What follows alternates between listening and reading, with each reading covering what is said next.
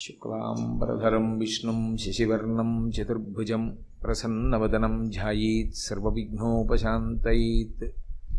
सदाशिवसमारम्भां शङ्कराचार्यमध्यमाम् अस्मदाचार्यपर्यन्तां वन्दे गुरुपरम्पराम्। चित्रं वटतरोर्मूले वृद्धा शिष्या गुरुर्युवा गुरोस्तु मौनं व्याख्यानं शिष्यास्तु छिन्नसंशयाः। वागर्धाविव सम्पृक्तौ वागर्धप्रतिपत्तये जगतः पितरौ वन्दे पार्वती परमेश्वरौ। हरिः ओम्। मौनव्याख्या प्रकटितपरब्रह्मतत्त्वं युवानं वर्षिष्ठान्ते वसदृषिगणैः आवृतं ब्रह्मनिष्ठैः आचार्येन्द्रं करकलित चिन्मुद्र आनन्दरूपं स्वात्मारामं मुदितवदनं दक्षिणामूर्तिमीडे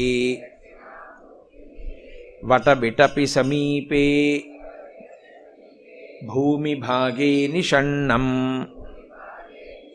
सकलमुनिजनानां ज्ञानदातारमारात् त्रिभुवनगुरुमीशं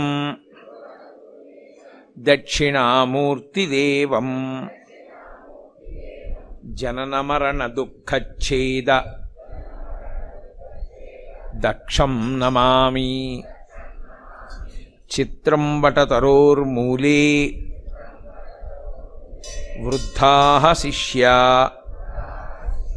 गुरुर्युवा गुरोस्तु मौनं व्याख्यानं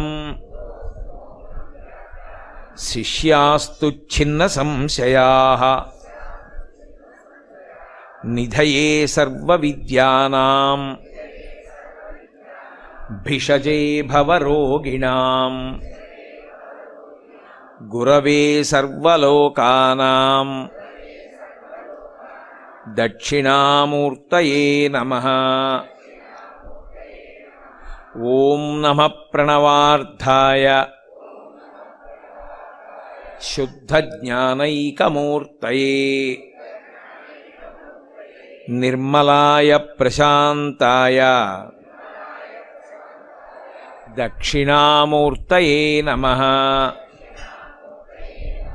श्रुतिस्मृतिपुराणानाम् आलयं करुणालयं नमामि भगवत्पाद शङ्करं लोकशङ्करम्। विश्वन्दर्पणदृश्यमाननगरी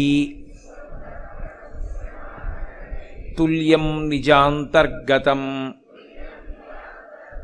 पश्यन्नात्मनि मायया बहिरिवोद्भूतं यथा निद्रया यः साक्षात्कुरुते प्रबोधसमये स्वात्मानमेवाद्वयम् तस्मै श्रीगुरुमूर्तये नम इदं श्रीदक्षिणामूर्तये। बीजस्यान्तरिवाङ्कुरो जगदिदं प्राङ्निर्विकल्पं पुनः मायाकल्पितदेशकालकलना वैचित्र्यचित्रीकृतं मायावीव विजृम्भयत्यपि महायोगी वयः स्वेच्छया तस्मै श्रीगुरुमूर्तये नम इदं श्रीदक्षिणामूर्तये। यस्यैव स्फुरणं सदात्मकमसत्कल्पार्थकं भासते సాక్షాత్ తత్వమసీతి వేదవచసా యో బోధయత్యాశ్రితాన్ యస్ సాక్షాత్కరణాద్ భవేన్న పునరావృత్తిర్భవాంభోనిధౌ. తస్మై శ్రీగురుమూర్తయే నమ. ఇదం శ్రీదక్షిణామూర్తయే.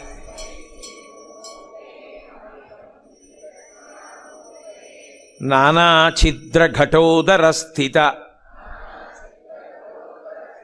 మహాదీపప్రభాభాస్వరం జ్ఞానం యస్య తు చక్షురాది కరణద్వారా బహిస్పందతే జానామీతి తమేవ భాంత అనుభాత్యేతత్ సమస్తం జగత్. తస్మై శ్రీగురుమూర్తయే నమ. ఇదం శ్రీదక్షిణామూర్తయే.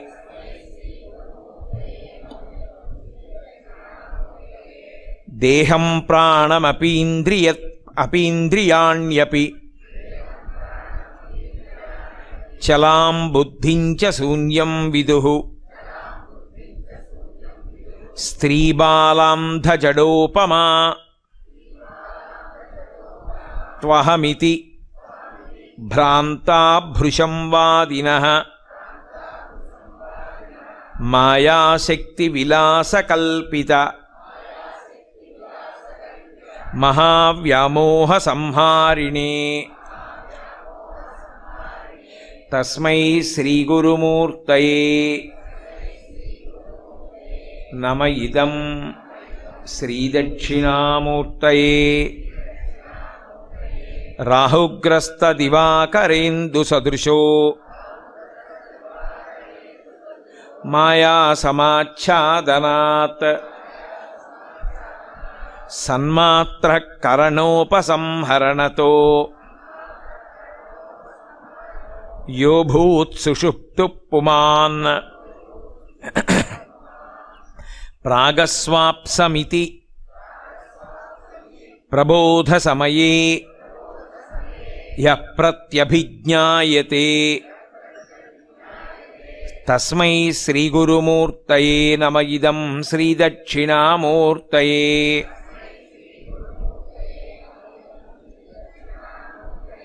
బాల్యాదిష్వసి జాగ్రత్తాదిషు తథా సర్వాస్వస్థాస్యపి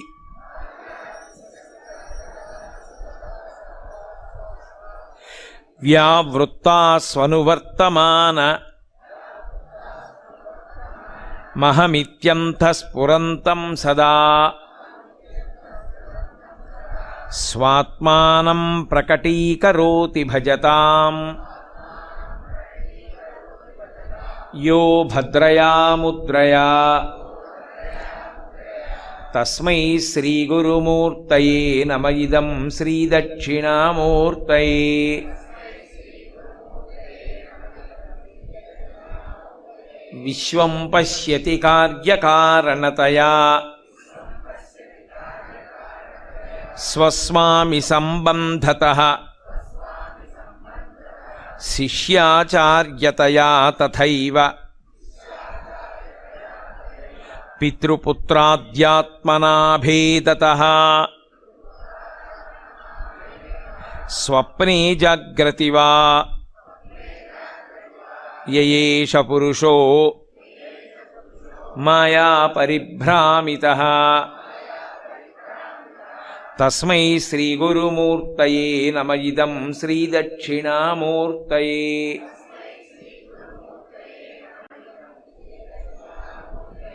భూరంభాంస్యనలో నిలోంబర మహార్నాథో హిమాంశు పుమాన్ ఇత్యాభాతి చరాచరాత్మకమిదం యస్యైవ మూర్త్యస్థకం నాన్యత్కించన విద్యతే విమృశతాం యస్మాత్ పరస్మాత్ విభో. యస్మాత్ పరస్మాత్ విభో. అక్కడ చిన్న దోషం ఉంది, దిద్దుకోండి. తస్మై శ్రీ గురుమూర్తయే నమ ఇదం శ్రీ దక్షిణామూర్తయే.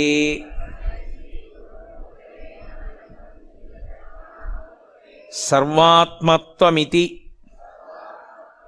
స్ఫుటీకృతమిదం యస్మాదముష్మిన్ స్తవే.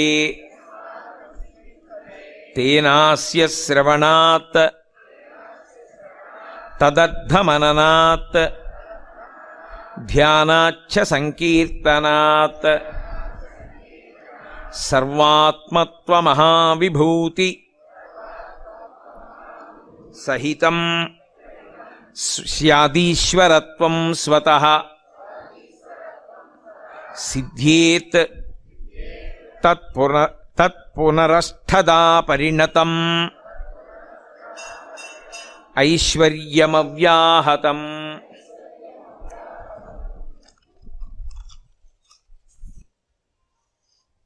శ్రీదక్షిణామూర్తి.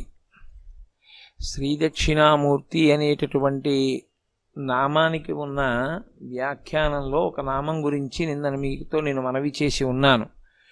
దక్షిణాభిముఖామూర్తి యస్య సహా దక్షిణామూర్తి అని వేరొక నిర్వచనం. దక్షిణాభిముఖంగా కూర్చుంటాడు కాబట్టి ఆయనకి దక్షిణామూర్తి అని ఒక పేరు. దక్షిణాభిముఖంగా ఆయన ఎందుకు కూర్చుంటాడు అన్నది నేను మీతో చెప్పి ఉన్నాను. ఆయన మృత్యుంజయుడు. లోకాలన్నీ కూడా మృత్యువు చేతికి వశమైపోతాయి, కానీ ఆయన ఒక్కడే మృత్యువునకు వశమయ్యేటటువంటి లక్షణం ఉన్నవాడు కాడు. మృత్యువునకు వశము కానివాడెవరో ఆయనే పరబ్రహ్మస్వరూపుడు. పరబ్రహ్మస్వరూపుడై ఉంటాడు కనుకనే ఆయనే సృష్టికర్త, ఆయనే స్థితికర్త, ఆయనే ప్రళయకర్త. ఆయనే ఈ బ్రహ్మాండాలన్నిటినీ సృజిస్తాడు. ఎవ్వడు సృజించు ప్రాణుల ఎవ్వడు రక్షించు త్రుంచు ఎవ్వడనంతుండెవ్వడు విభుడెవ్వడు వాడి విధమున మనుచు బినుచు హేలారతుడై అంటారు పోతన గారు. ఆ పరబ్రహ్మస్వరూపంగా ఆయనే ఈ బ్రహ్మాండములను సృష్టిస్తాడు, ఆయనే నిలబెడతాడు, ఆయనే లయించేస్తాడు. అందుకే దానికి చాలా దగ్గరగా ఉండేటటువంటి ఉపమానంగా ఏం చెప్తారంటే ఊర్ణనాభిగతి అంటారు. ఊర్ణనాభి అంటే సాలెపురుగు. సాలెపురుగుకి సంకల్పం కలుగుతుంది, నేను ఇక్కడ గూడు కడితే బాగుండును అనుకుంటుంది. కొత్తగా బయట నుంచి సాధన సంపత్తులు ఏం తేదవు. ఒక్కసారి ఆ కోరిక పుట్టగానే దాని నోట్లోంచి ఒక రకమైనటువంటి ద్రవము ఊరుతుంది. ఆ ద్రవంతో అది గూడు కట్టుకోవడం మొదలు పెడుతుంది. ఎక్కడెక్కడ తగల్చడానికి అవకాశం ఉందో అక్కడక్కడ తీగ తగలుస్తూ ఒక గూడు కట్టుకుంటుంది. ఆ గూడంతట్లో తను తిరుగుతుంది. తిరిగి దానికి ఎప్పుడో చికాకు పుడుతుంది. ఈ గూడంతా కూడా పాడు చేసేద్దాం అనుకుంటుంది. అనుకుని ఆ గూడు పాడు చేసి వెళ్ళిపోతుంది. ఆ గోడ మీదకి వెళ్ళి ఆధార తంతువులు ఉంటాయి, వాటిని తెంపేస్తుంది. తెంపేస్తే ఆ గూడు కిందకి జారిపోతుంది. జారిపోయిన తర్వాత తాను యథేచ్ఛగా వెళ్ళిపోతుంది. ఊర్ణనాభిగతి ఈ విశ్వ సృష్టి స్థితి ఎవనియందు లయంబగుచుండు అంటారు పోతన గారు. సాలెపురుగు ఎలా గూడు తానే నిర్మాణం చేసి తానే నిలబెట్టి తానే పాడు చేసేసి వెళ్ళిపోయినట్టు, పాడు చేసి అన్నమాట లయంలో అన్వయం అవదు, లోపలికి తీసేసుకుంటాడు తనలోకి. ఈ మూడు చెయ్యగలిగిన వాడెవరో ఆయనే పరబ్రహ్మముగా ఉంటాడు. పరమేశ్వరుడే పరబ్రహ్మస్వరూపుడు. అందుకే మీరు దక్షిణామూర్తి స్వరూపం చూస్తే ప్రశాంతంగా ఉన్నవాడు తప్ప సృష్టి యందు అయోమయం లేనటువంటి స్థితిలో రచన చెయ్యలేడు. మీరు ఎప్పుడైనా చూడండి, ఒక పని ప్రారంభం చేసే ముందు ఈ పని ఎలా చేస్తే బాగుంటుంది అని ప్రణాళిక నిర్మాణం చేస్తున్నారనుకోండి, అప్పుడు మీరు ఉద్వేగంతో కానీ కోపంతో కానీ విపరీతమైన హర్షంతో కానీ ఉన్నారనుకోండి, ఖచ్చితంగా పని ఎలా జరగాలి అన్నది మీరు ప్రణాళిక రచన చేసేటప్పుడు తప్పులు చేస్తారు. భవిష్యత్తుని ఊహించి ఇప్పుడిప్పుడు ఈ సాధన సంపత్తులు దీనికి ఉంటే తప్ప ఈ కార్యక్రమం జయప్రదం కాదు అని దానికి కావలసినటువంటి సంభారములను సమకూర్చుకుని ప్రణాళికా నిర్మాణం చెయ్యడంలో వైక్లభ్యం వస్తుంది. అదే ప్రశాంతమైన మనస్సుతో ఉన్నాడనుకోండి, ఆయన చేసినటువంటి పని యందు అయోమయావస్థ ఉండదు. సృష్టి యందు అయోమయం కానీ ఏర్పడిందనుకోండి, చాలా ప్రమాదం. అది అంతకన్నా భయంకరమైనటువంటి విషయం లోకంలో ఇంకొకటి ఉండదు. నేను సృష్టి చేసేటప్పుడు అయోమయం ఉండకూడదు. అందులో సృష్టిని వికసనము అంటారు. వికసనము అంటే విచ్చుకోవడం. అది బహుక్రమ పద్ధతిలో ఉండాలి. నేను మీకు తేలిగ్గా అర్థం అవ్వాలి అంటే ఒక్క మాట చెప్తే మీరు పట్టుకుంటారు. ఒక కుక్క కడుపున కుక్కే పుట్టాలి, ఒక పిల్లి కడుపున పిల్లే పుట్టాలి, ఒక ఆవు కడుపున ఆవే పుట్టాలి, మనుష్యుని కడుపున మనుష్యుడే పుట్టాలి తప్ప సృష్టిలో ఎవరి కడుపున ఎవరు పుడతారో తెలియదు అన్నాం అనుకోండి, అయోమయం వస్తుంది. ఏది తినాలో అదే తినాలి. శాకాహారి అంటే మీరు తీసుకొచ్చి ఎంత పక్వం చేసి పెట్టిన మాంసమైనా అది ముట్టుకోదు. అది పుట్టుకతో ఆ స్వభావం వస్తుంది. ఏనుక్కి ఎవరు నేర్పరు నువ్వు మాంసాహారం తినద్దని, కానీ ఏనుగు ముట్టుకోదు మాంసాహారం, అంతే అలాగే ఉంటుంది. ఆవుకి ఎవరు నేర్పరు నువ్వు గడ్డి తినని, అది గడ్డి తింటుంది. దేనికి ఏది ఎలా చెయ్యాలో అలా దానికి కావలసినటువంటి సంభారాన్ని సమకూర్చాలి. అది అలా సమకూర్చడంలో ఎక్కడైనా పొరపాటు వచ్చిందనుకోండి, ప్రమాదం వస్తుంది. మీకు నేను ఒక ఉదాహరణ చెప్పాలి అంటే, పిల్లి ఎలకని పట్టుకోవడంలో చాలా నేర్పరితనంతో ఉంటుంది. ఆ ఎలకని పట్టుకునేటప్పుడు చిన్న చప్పుడైతే ఎలక పారిపోతుంది. అందుకే పిల్లి కాళ్ళల్లో మాంసపు ముద్దలు ఉంటాయి, అది నడిస్తే చప్పుడు అవదు. ఎలకెకి కూడా తెలియదు పిల్లి వస్తోందని. ఒక బాతు నీటి మీద వెడుతూ ఉంటుంది.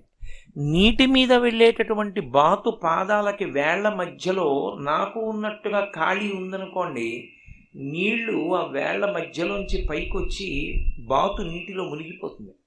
అందుకే బాతు వేళ్ల మధ్యలో పల్చటి చర్మం ఉంటుంది కాబట్టి అది పడవకి తెడ్డేసినట్టుగా ఆ పాదాలని ఆధారం చేసుకుని నీటి మీద నడిచి వెళ్ళిపోతుంది. ఏది ఎలా తినాలో దానికి అనుగుణంగా ఉండాలి. బాతు పురుగుల్ని నీటిలో పట్టే విధానం గమ్మత్తుగా ఉంటుంది.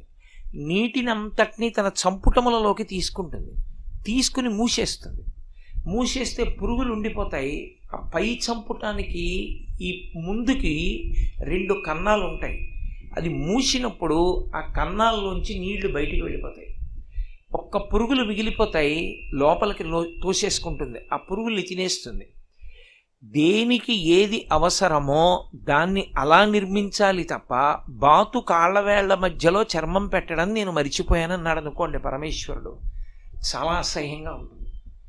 6:30కి ఉపన్యాసానికి డేటు పుచ్చుకోవడం తేలిక, కానీ వచ్చినటువంటి వక్త ఉపన్యాసానికి అనుగుణంగా ముందే ఒళ్ళు దగ్గర పెట్టుకుని లౌడ్ స్పీకర్ రెడీ చేసుకోవడం చాలా అవసరం.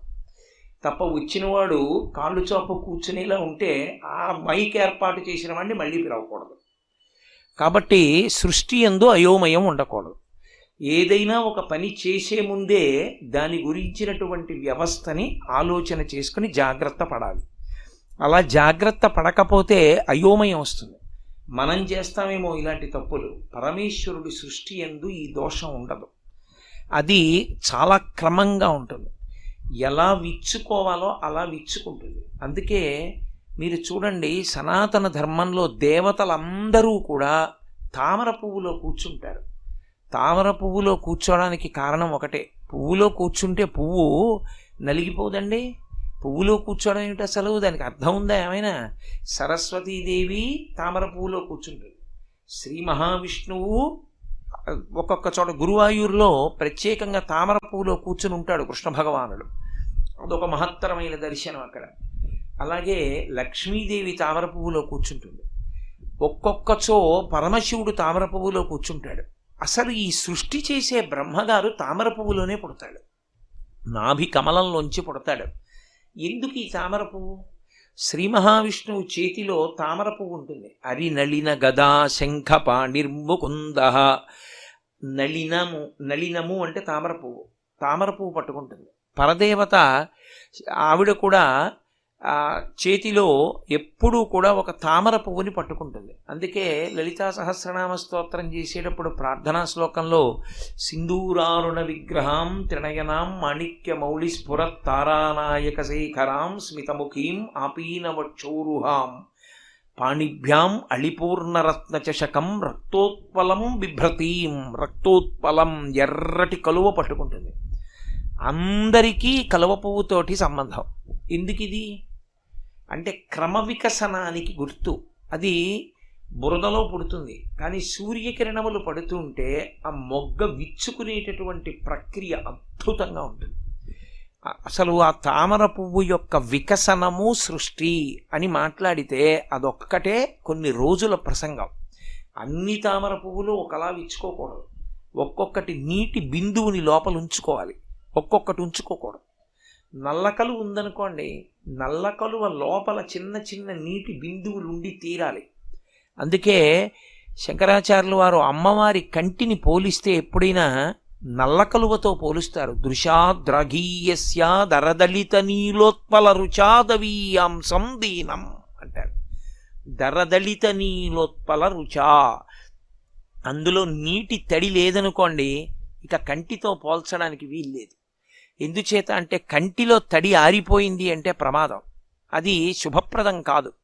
కంటి యందు చమాయింపు ఉండాలి. ఇప్పుడు కంటి యందు చమాయింపు ఉంది అంటే శోభనకరమైనటువంటి స్వరూపంతో ఉన్నారు అని గుర్తు. కాబట్టి ఆ తడి, ఆ ఆర్ద్రత ఉన్నది అని గుర్తు ఏమిటంటే దరదళిత నీలోత్పల రుచా. అన్ని పువ్వులకి అలా లోపల నీటి బిందు ఉండదు, ఒక్క నల్ల కలువకి మాత్రమే ఆ నీటి బిందువులు లోపల ఉంటాయి. చల్లతనం నల్లతనం రెండూ కలిసి ఉంటాయి. అలా ఒక్కొక్క పువ్వు ఒక్కొక్కలా విచ్చుకుంటుంది. క్రమంగా విచ్చుకోవడానికి బాగా గుర్తేది అంటే తామర పువ్వే గుర్తు. అందుకే ఇప్పుడు లోపల యాగశాలలో సర్వతోభద్ర మంటపము అని మంటపం వేశారు. ఆ సర్వతోభద్ర మంటపం ఎలా వెయ్యాలి, ఎన్ని కోణాలు రావాలి, శివార్చన చేసేటప్పుడు సర్వతోభద్ర మంటపం దగ్గరికి వెళ్ళి చూస్తే ఏ దిక్కు వైపు ఏ ద్వారం వైపుకి ఎన్ని కోణాలు ఎలా వికసనం పొందాలి, విష్ణువార్చనకైతే ఎలా పొందాలి, ఆ కోణాల వల్ల ఎలా శక్తి వస్తుంది, అవి కలువ ఆకారాన్ని ఎలా పొందుతాయి ఎప్పుడెప్పుడు, దీని మీద వ్యాస భగవానుడు అగ్నిపురాణంలో విశేషమైనటువంటి వ్యాఖ్య చేశాడు. కేవలం సర్వతోభద్ర మంటపము అని దాని మీద ఒక పెద్ద ప్రకరణం. అంటే ప్రతిదాన్ని కలువ పువ్వుతో చెప్తారు. అంటే అయోమయావస్థ ఉండకూడదు. దేనికి ఏది అవసరమో దానికి తగినట్టు అది ఉండాలి, దాని యందు బలం ఉండాలి. అన్నిటి యందు బలం అక్కర్లేదు. ఓ పంది ఉందనుకోండి, దాని బలమంతా ముట్టికే కావాలి, ఆ మూతి చివరి భాగానికే దాని బలమంతా. మిగిలిన వాటికి దానికి కాళ్ళు అవి అంత బలం కాదు, దాని ముట్టి అపారమైన బలం, భూమిని కూడా తవ్వేస్తుంది. కుక్క ఉందనుకోండి, దాని దవడలు బలం, ఎముకని కూడా నవిలేస్తుంది, అంత బలం దవడది. ఒక్కొక్క జంతువుకి ఒక్కొక్క దాని యందు బలాన్ని ఉంచుతాడు పరమేశ్వరుడు, ఎందుకంటే దాని వలన అది బ్రతుకుతుంది. ఇది క్రమ వికసనము అంటారు. ఈ క్రమ వికసనం చేయాలి అంటే, దాన్ని నిలబెట్టాలి అంటే, దాన్ని ఎప్పుడు ప్రళయం చెయ్యాలో తెలిసి ఉండాలంటే సావధానమూర్తి అయి ఉండాలి. అంటే పరమ ప్రశాంతంగా ఉండగలిగినటువంటి వాడై ఉండాలి. అసలు ఆ ప్రశాంతత లేనివాడు ఇవన్నీ చెయ్యలేడు. అందుకే సృష్టి స్థితి ప్రళయం ఈ మూడు చేసేటప్పుడు నేనే విధమైన ఉద్వేగముతో చెయ్యను. చాలామంది ఏమంటారంటే లయం చేసేటప్పుడు ఆయన చాలా కోపంగా ఉంటాడంటారు. తప్పు, అలా ఏం చేయడు. ప్రళయమునందు సంహారమునందు కూడా పరమేశ్వరుడు కారుణ్యమూర్తి. ఇది మీరు బాగా గుర్తుపెట్టుకోవాలి. ఎప్పుడు సనాతన ధర్మానికి అంతటికీ కూడా జీవం అక్కడే ఉంది. ఈశ్వరుడు సృష్టికర్తగా, ఈశ్వరుడు స్థితికర్తగా, ఈశ్వరుడు ప్రళయకర్తగా, మూడిటిగా కూడా ఆయన బహుకారుణ్యమూర్తి. ఆయన సృష్టి చేసేటప్పుడు పరమకారుణ్యంతో చేస్తాడు. ఎందుకు చేస్తాడు అంటే ఒక్కటే కారణం. ఒకడు శరీరం విడిచిపెట్టి ఇంకో శరీరంలోకి వెడితే కదూ సృష్టి. ఇంకొక శరీరాన్ని ఎందుకు ఇస్తాడంటే, ఒక శరీరం ఇచ్చాను, పాడు చేసేసుకున్నాడు, దాంతో ఏం చేసుకోలేదు, కనీసం ఇంకో శరీరం ఇస్తాను, చేసుకున్న పాపపుణ్యాలు పోగొట్టుకుంటాడని ఇంకో శరీరం ఇస్తాడు. ఇంకొక శరీరం ఇవ్వడంలో అనుగ్రహం, ఇచ్చిన శరీరాన్ని నిలబెట్టడంలో అనుగ్రహం. అందుకే మీరు చూడండి, పరమేశ్వరుని యొక్క దయాస్వరూపం ఎక్కడుంటుందంటే, గత జన్మలలో చేసుకున్న పాపాన్ని దృష్టిలో పెట్టుకుని శరీరావయవములలో దేనికైనా ఒక దానికి వైక్లభ్యమిస్తే తద్బలాన్ని ఇంకొక దాని యందు నిక్షేపించేస్తాడు, తట్టుకోవడానికి అవకాశం ఇస్తాడు. అందుకే అంధుడు కూడా జ్ఞానేంద్రియ శక్తి మిగిలిన వాటిల్లో ఎక్కువగా ఉండి జీవించగలుగుతాడు. పరమేశ్వరుని యందు ఆ కారుణ్యం ఉంటుంది. లయమునందు కూడా కారుణ్యమే. జ్ఞానంతో ఆయన్ని పొందేవాళ్ళు పొందుతారు సాధన చేసి. పొందలేకపోయినవాడు ఎన్నాళ్ళు ఇలా పడుంటాడు, ఎన్నాళ్ళు తిరుగుతాడు, ఎన్నాళ్ళు ఇలా జన్మలెత్తుతాడు? కొంతకాలం మొత్తం సృష్టికి విశ్రాంతినిస్తాడు. అప్పుడు ప్రళయం అంటే తనలోకి తీసేసుకుంటాడు. తీసుకుని మొత్తం సృష్టి అంతా ఆగిపోతుంది, ఏముండదు. అంటే మొత్తం జీవకోటికంతటికి విశ్రాంతి కల్పిస్తాడు. అందుకే రాత్రి కాలమునందు విశ్రాంతినిస్తాడు. రాత్రి అందరికీ నిద్ర పడుతుంది. అందుకే స్వల్పకాలిక లయం అంటారు. దీర్ఘకాలిక లయము అంటే ప్రళయం. అందులో మొత్తం జీవకోటికి విశ్రాంతినిస్తాడు. తన యందే ఉంటారు, ఉండి విశ్రాంతి తీసుకుంటారు. ఈ మూడు చేసేటప్పుడు తాను శాంతమూర్తిగా ఉండి చేస్తాడు తప్ప ఈ మూడు చేసేటప్పుడు ఆయనలో ఉద్వేగం ఉండదు. ఉద్వేగం ఉంటే ఆయన అసలు చెయ్యలేడు. ఆ ఉద్వేగంతో చేసే పని అయోమయంతో ఉంటుంది. ఏం చేస్తున్నాడో తెలియదు. కంగారుగా చేసేటటువంటి వాడు ఓ క్రమంలో చెయ్యడు. మీరు ఇంకొకటి గమనించండి, కంగారుగా చేసిన వాడు చిట్ట చివర ఎక్కడ పెట్టానంటాడు. ఏదో ప్రధానమైన వస్తువు ఎక్కడ పెట్టాను ఇందాక అంటాడు. అది వాడి దగ్గరే ఉండదు, వదిలేస్తాడు. పరమేశ్వరుడికి ఆ ఉద్వేగం ఉండదు, ప్రశాంతమూర్తి. ఇది చెప్పడానికే ఆయన ఎంత ప్రశాంతమూర్తియో చెప్పడమే దక్షిణామూర్తి యొక్క తత్వం. అందుకే మీరు జాగ్రత్తగా గమనించండి. దక్షిణామూర్తి స్వరూపాన్ని మీరు గమనిస్తే కుడి చేతి వైపు 2 చేతులు ఉంటాయి. దక్షిణామూర్తిలో కూడా మళ్ళీ భిన్న భిన్న స్వరూపాలు ఉన్నాయి. ప్రధానంగా చెప్పబడే స్వరూపం ఎలా ఉంటుందో నేను చెప్తున్నాను మీతో. కుడివైపు 2 చేతులు, ఎడమవైపు 2 చేతులు, 4 చేతులు 2 కాళ్లతో ఉంటాడు, ఒకటే తల. 4 చేతులలో కుడి చేతి వైపు ఉన్నటువంటి 2 చేతులలో పై చేతిలో ఢమరుక ఉంటుంది. ఒక్కొక్కచో ఆ ఢమరుకాన్ని సర్పం చుడుతుంది.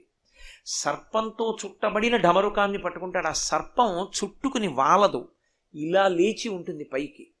పడగ ఇలా పైకెత్తి ఇలా నిటారుగా నిలబడుతుంది. తోక మీద నిలబడిన పాము ఉంటుందే, అలా ఢమరుకాన్ని చుట్టి నిలబడుతుంది ఇలా పాము.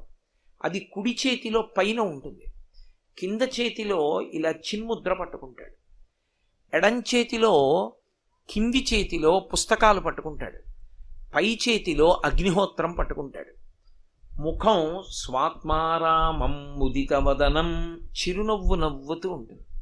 అసలు ఆ మూర్తి ముఖంలో చిరునవ్వు భావన ఉండాలి. ముఖం గంభీరంగా ఉన్న, ముఖంలో కొంచెం ఏదో పెద్ద అంత ప్రశాంతంగా ఉన్నట్టు లేకపోయినా అసలు అది దక్షిణామూర్తిగా ప్రతిష్టకి అయోగ్యం. అందుకే దక్షిణామూర్తి విగ్రహాన్ని ఎవరు పడితే వాళ్ళు చెక్కలేరు. ఒక దక్షిణామూర్తి విగ్రహాన్ని చెక్కడం అంటే అంత జాగ్రత్తగా చెక్కుతారు పరమేశ్వరారాధనం చేసి. ఎందుకంటే మూర్తిలో నవ్వు రావాలి. దాన్ని మీరు చూడగానే పసిపిల్లలు కూడా నించోగలగాలి వెళ్ళి. అంత ముదిత వదనం, అంత ప్రశాంతంగా ఉండాలి. అంత ప్రశాంతంగా ఉంటే తప్ప అది మీకు ప్రయోజనాన్ని ఇవ్వదు, ప్రశాంతతనివ్వదు. ఇప్పుడు మనకు వచ్చినటువంటి మూర్తిని మీరు చూడండి, ఎంత ప్రశాంతంగా చిన్న నవ్వు నవ్వుతున్నట్టు ఉంటాడు. ఆ నవ్వు భావ ప్రకటనం. అది శిల్పి యొక్క ఉపాసన చేత వస్తుంది మూర్తిలోకి. అలా 4 చేతులతో ఉంటాడు. ఉన్నప్పుడు ఆయనయే సృష్టికర్త. ఈ సృష్టినంతటినీ చేశాడు. సృష్టి ప్రారంభం ఎక్కడి నుంచి వస్తుంది అంటే ధ్వని నుండి వస్తుంది. శబ్దము సృష్టికి ఆధారము. శబ్దము లేకపోతే వెనక్కి వెళ్ళినట్టు, శబ్దం వస్తే ముందుకెళ్ళినట్టు. అక్కడ వరకు అర్థం చేసుకోండి చాలు. అంతకన్నా దాన్ని వ్యాఖ్యానం చేయాలి అంటే చాలా సమయం పట్టేస్తుంది. ఎక్కడైనా ధ్వని ఉంది అంటే స్థితితో కూడిన సృష్టి ఉంది అని గుర్తు. అంటే బహిర్ముఖులై నిలబడి ఉన్నారు అని గుర్తు. ఎక్కడ శబ్దం లేకుండా ఉంది అంటే వెనక్కి వెళ్ళారు అని గుర్తు. అంటే ధ్యానావస్థలో మూలం వైపుకి వెళ్ళిపోతున్నాడు. అన్నీ ఎట్నుంచి పుడుతున్నాయో ఎక్కడి నుంచి పుడుతున్నాయో దాని వైపుకి వెళ్ళిపోతే వెనక్కి నడక అంటారు. దాన్ని రెండిటి చేత సంకేతిస్తారు. రెండిటి చేత వెనక్కి ఎడతారు. మూడవది లేదు. మీరు బాగా జ్ఞాపకం పెట్టుకోవాలి విషయం. ఇప్పుడు నేను చెప్పే మాటలు పతంజలి భాష్యం. రెండిటి చేత వెనక్కి నడుస్తారు. కానీ లోకంలో ముందుకి నడవడానికి మాత్రం ఎప్పుడూ పనికొచ్చేటటువంటివి 7 ఉంటాయి. ముందుకు నడవడానికి పనికొచ్చేవి 5 జ్ఞానేంద్రియములు, మనస్సు, శరీరము. ఈ 7 కలిస్తే ముందుకు నడుస్తాడంటే అది చూస్తాడు, ఇది చూస్తాడు, అది వింటాడు, ఇది వింటాడు, బహిర్ముఖుడై ఉంటాడు. వీటన్నిటితో తెగిపోయి వెనక్కి వెళ్ళిపోవాలంటే రెండిటి చేత పెడతాడు. ఒకటి ప్రాణాయామం చేత పెడతాడు. ప్రాణాయామం సక్రమంగా ప్రాణాయామ ప్రక్రియ నేర్చుకున్నవాడైతే, ప్రాణాయామ ప్రక్రియ అంటే మీరు ఒకటి బాగా జ్ఞాపకం పెట్టుకోవాలి. కూర్చోపెట్టి 15 నిమిషాలు ప్రాణాయామం చెయ్యండి అని చెప్పకూడదు. ఎప్పుడు ప్రాణాయామం చెప్పేటప్పుడు యోగం బాగా తెలుసున్న గురువు అని గుర్తు ఏమిటంటే నాడి చూస్తారు. నాడి చూసి నాడీ స్పందనాన్ని బట్టి వాళ్ళ శక్తిని లెక్క కట్టి ఇన్ని మాటలు ప్రాణాయామం చేయమని చెప్తారు. అంతకన్నా ఎక్కువ ప్రాణాయామం చేస్తే కాలంలో కొంతకాలానికి పిచ్చొస్తుంది. నేను పరమ యథార్థం చెప్తున్నా. తెలిసి తెలియక చేసి పిచ్చొచ్చిన వాడు ఉన్నాడు కాకినాడలోనే. తర్వాత తగ్గింది. కేవలం ప్రాణాయామం వల్ల వచ్చింది. అతి ప్రాణాయామం చేయకూడదు. శరీర శక్తిని దాటిన ప్రాణాయామం చేయకూడదు. అందరికీ సరిపోయే ప్రాణాయామం 3 మార్లే. ఎవరికైనా సరిపోతుంది. అందుకే 3 మాటలే. ఓం భూః ఓం భువః ఓం సుమః ఓం మహః జనః తపః ఓం సత్యం తత్సవితుర్వరేణ్యం వెళ్ళిపోతుంది మంత్రం. 3 మాటలే చేయిస్తారు. 3 దాటితే మీకు శక్తి ఉండాలి తప్ప ప్రాణాయామం ఇష్టం వచ్చినట్టు చేయకూడదు. కాబట్టి ప్రాణాయామం చేత వెనక్కెడతాడు. వెనక్కి ఎందుకు ఎడతాడు అంటే ప్రాణాయామము మనసుని నిలబెట్టేస్తుంది. ఊపిరి మీద మనసు ఆధారపడుతుంది. ఊపిరిని నియంత్రిస్తే మనసు నిలబడుతుంది. మనసు నిలబడితే వెనక్కి వెడుతుంది. వెనక్కి వెడితే మూలం వైపుకు వెడుతుంది, ఆత్మ వైపుకి.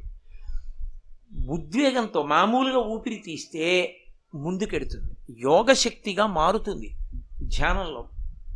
రెండవది ధ్యాన ప్రక్రియ. ధ్యానం ఎలా చెయ్యాలో తెలుసుకుని జాగ్రత్తగా ధ్యానం చేయడానికి అలవాటు పడితే, ధ్యానం ఎలా చెయ్యాలి అన్నది కొత్తగా ఎవరూ చెప్పక్కర్లేదు. మీరు బాగా జ్ఞాపకం పెట్టుకోండి. ధ్యానము అత్యంత క్షేమకరంగా, ఏ ప్రమాదము రాకుండా మీరు ఈ జన్మలో ధ్యానం మొదలు పెడితే ఏ వస్తువు మీద ధ్యానం చెయ్యాలో, ఎలా ధ్యానం చెయ్యాలో చెబుతూ అనేక చోట్ల అనేకమైనటువంటి ఉదాహరణలు మనకు అందిస్తూ నాటకీయ శైలిలో మీకు తెలియకుండానే మీతో ధ్యానం చేయించేటటువంటి శ్లోకాలు ఇచ్చి భద్రమైన ధ్యాన ప్రక్రియని అందించిన ఒకే ఒక మహాపురుషుడు శంకర భగవత్పాదాచార్య స్వామి. శంకరులు ఇచ్చారు ధ్యాన ప్రక్రియ అంతా. ఎన్నో శ్లోకాలు ధ్యానమే. మీరు ప్రత్యేకించి సౌందర్యలహరి తీసుకుంటే సౌందర్యలహరిలో ఒక్కొక్క శ్లోకం ధ్యానమే. ఆ ధ్యానంలో మీరు ఆ శ్లోకాన్ని కానీ ఎవరికి అవసరమో వాళ్ళకి అది చెప్పగలగాల. ఆ ప్రజ్ఞ గురువుకు ఉండాలి. అందుకే సౌందర్యలహరి అంతా కూడా ఉపాసన శాస్త్రం శక్తిది. నాకు అంత బాగా జ్ఞాపకం ఉండట్లేదండి ఈ పిల్లాడికి అంటారు. ఈ పిల్లాడికి జ్ఞాపకం ఉండట్లేదు అంటే ఏ శ్లోకం ఇవ్వాలో, శ్లోకంలో ఎలా ధ్యానం చెయ్యాలో ఆ పిల్లవాడికి నేర్పితే వాడికి విశేషమైన ధారణాశక్తి వచ్చేస్తుంది. ఎందరో ఉన్నారు అలా. శంకరాచార్యుల వారి హృదయాన్ని పట్టుకోగలగాలంటే శంకరాచార్యుల వారి అనుగ్రహం ఉండాలి. కాబట్టి ధ్యానము చేత వెనక్కెడుతుంది మనస్సు. ఎదురుగుండా ఉన్న వాటిని వదిలిపెట్టేసి వెనక్కి వెళ్ళి ఆత్మని పట్టుకుంటుంది. ఈ 2 వెనక్కి నడవడానికి సాధనాలు, 7 ముందుకి నడవడానికి సాధనాలు. ఇందులో మీరు జాగ్రత్తగా గమనించండి. దక్షిణామూర్తి పరమ ప్రశాంతంగా ఉండి కుడి చేతిలో పైభాగంలో ఢమరుకం పట్టుకుంటారు. ఆ ఢమరుకం శబ్దం చేస్తుంది. శబ్దము వేరు, ధ్వని వేరు. మళ్ళీ ఆ రెండిటికి తేడా ఉంటుంది. చాలా సాధారణంగా ఏమంటారంటే ఆయన ధ్వని చేశాడండి అంటే శబ్దం చేశాడు, ఆయన శబ్దం చేశాడండి అంటే ధ్వని చేశాడు అనుకుంటారు. కాదు, తప్పది. శబ్దము అంటే అర్థసహితము, దానికి అర్థం ఉంటుంది. అందుకే వేదమంతా కలిపి శబ్దరాశి. ధ్వని అంటే దానికి ఏ విధమైనటువంటి అర్థము ఉండదు. ఏమైనా నీకు చేత కాకపోతే చెప్పు, నేను కుర్చీ ఆ మధ్యలో వేసుకు చెప్పేస్తాను, వాళ్ళకి ఇబ్బంది ఉండదు, వినపడిన వాళ్ళకి వినపడుతుంది. శబ్దరాశి అంటే వేదం. శబ్దము అంటే దానికి ఒక అర్థం ఉంటుంది, అందరికీ కూడా అది ఉపయుక్తమవుతుంది. ఉదాహరణకి నేను ఇప్పుడు మాట్లాడుతున్నాను అనుకోండి, నేను మాట్లాడే మాటల్లో ఒక అర్థం ఉంది. అర్థం ఉంది కాబట్టి మీరందరూ వింటున్నారు. అలా అర్థం ఉంటే దాన్ని శబ్దం అంటారు. అర్థం లేదనుకోండి దాన్ని ధ్వని అంటారు. పసిపిల్లలు పడుకొని ఊ ఉంగా ఆ అంటారు. మనం అన్వయం చేసుకుంటాం, చూడు హూ హూ అని చేతులు ఎత్తుతోంది, ఎత్తుకొమ్మని అంటాడు. అసలు అలా అందో లేదో ఎవరికీ తెలియదు, వీడు అనుకుంటున్నాడు అంతే సంతోషం కొద్దీ. తాతగారు అలా పెడుతుంటే ఆ మనవాడు చూసి ఆ ఆ ఆ అన్నాడు. చూడవే నన్ను ఎత్తుకోమని ఎలా అల్లరి చేస్తున్నాడో, మడిబట్టతో ఉన్నాను రా, ఇప్పుడు కాదు అంటాడు. ఈయనన్నది వాడికి అర్థమైందా, వాడన్నది ఈయన అర్థం చేసుకున్నాను అనుకున్నది నిజమో కాదో ఎవడికి తెలుసు, అది తెలియదు. అది ధ్వని అంటారు. అంటే అర్థం లేకపోతే ధ్వని కాకుండా అది అర్థ ప్రతిపాదకమైతే శబ్దం. అందుకే లోకంలో భయాన్ని ఉద్వేగాన్ని కల్పించేటటువంటి ధ్వనిని ఉత్పన్నం చెయ్యరు భారతీయ ధర్మంలో. అందుకే ఏ వాద్య పరికరం పడితే ఆ వాద్య పరికరాన్ని మ్రోగించకూడదు ఈశ్వర సమక్షంలో. కొన్ని చర్మ సంబంధమైనవి, తీగ సంబంధమైనవి, వాయు సంబంధమైనవి అవే మోగిస్తారు. వేణువు, మృదంగము, లేకపోతే వీణ, ఇటువంటివే మోగిస్తారు తప్ప పిడుగులు పడ్డం, మెరుపులు మెరియడం, ఇలాంటి ధ్వనులు వచ్చేటటువంటి వాద్య పరికరాలు భారతీయ సంగీత శాస్త్రమునకు సంబంధించినవి కావవి. అవి పాశ్చాత్య దేశాలకు సంబంధించినవి. వాళ్ళు భయోద్వేగాన్ని కల్పించేటటువంటి పరికరాలు వాడతారు.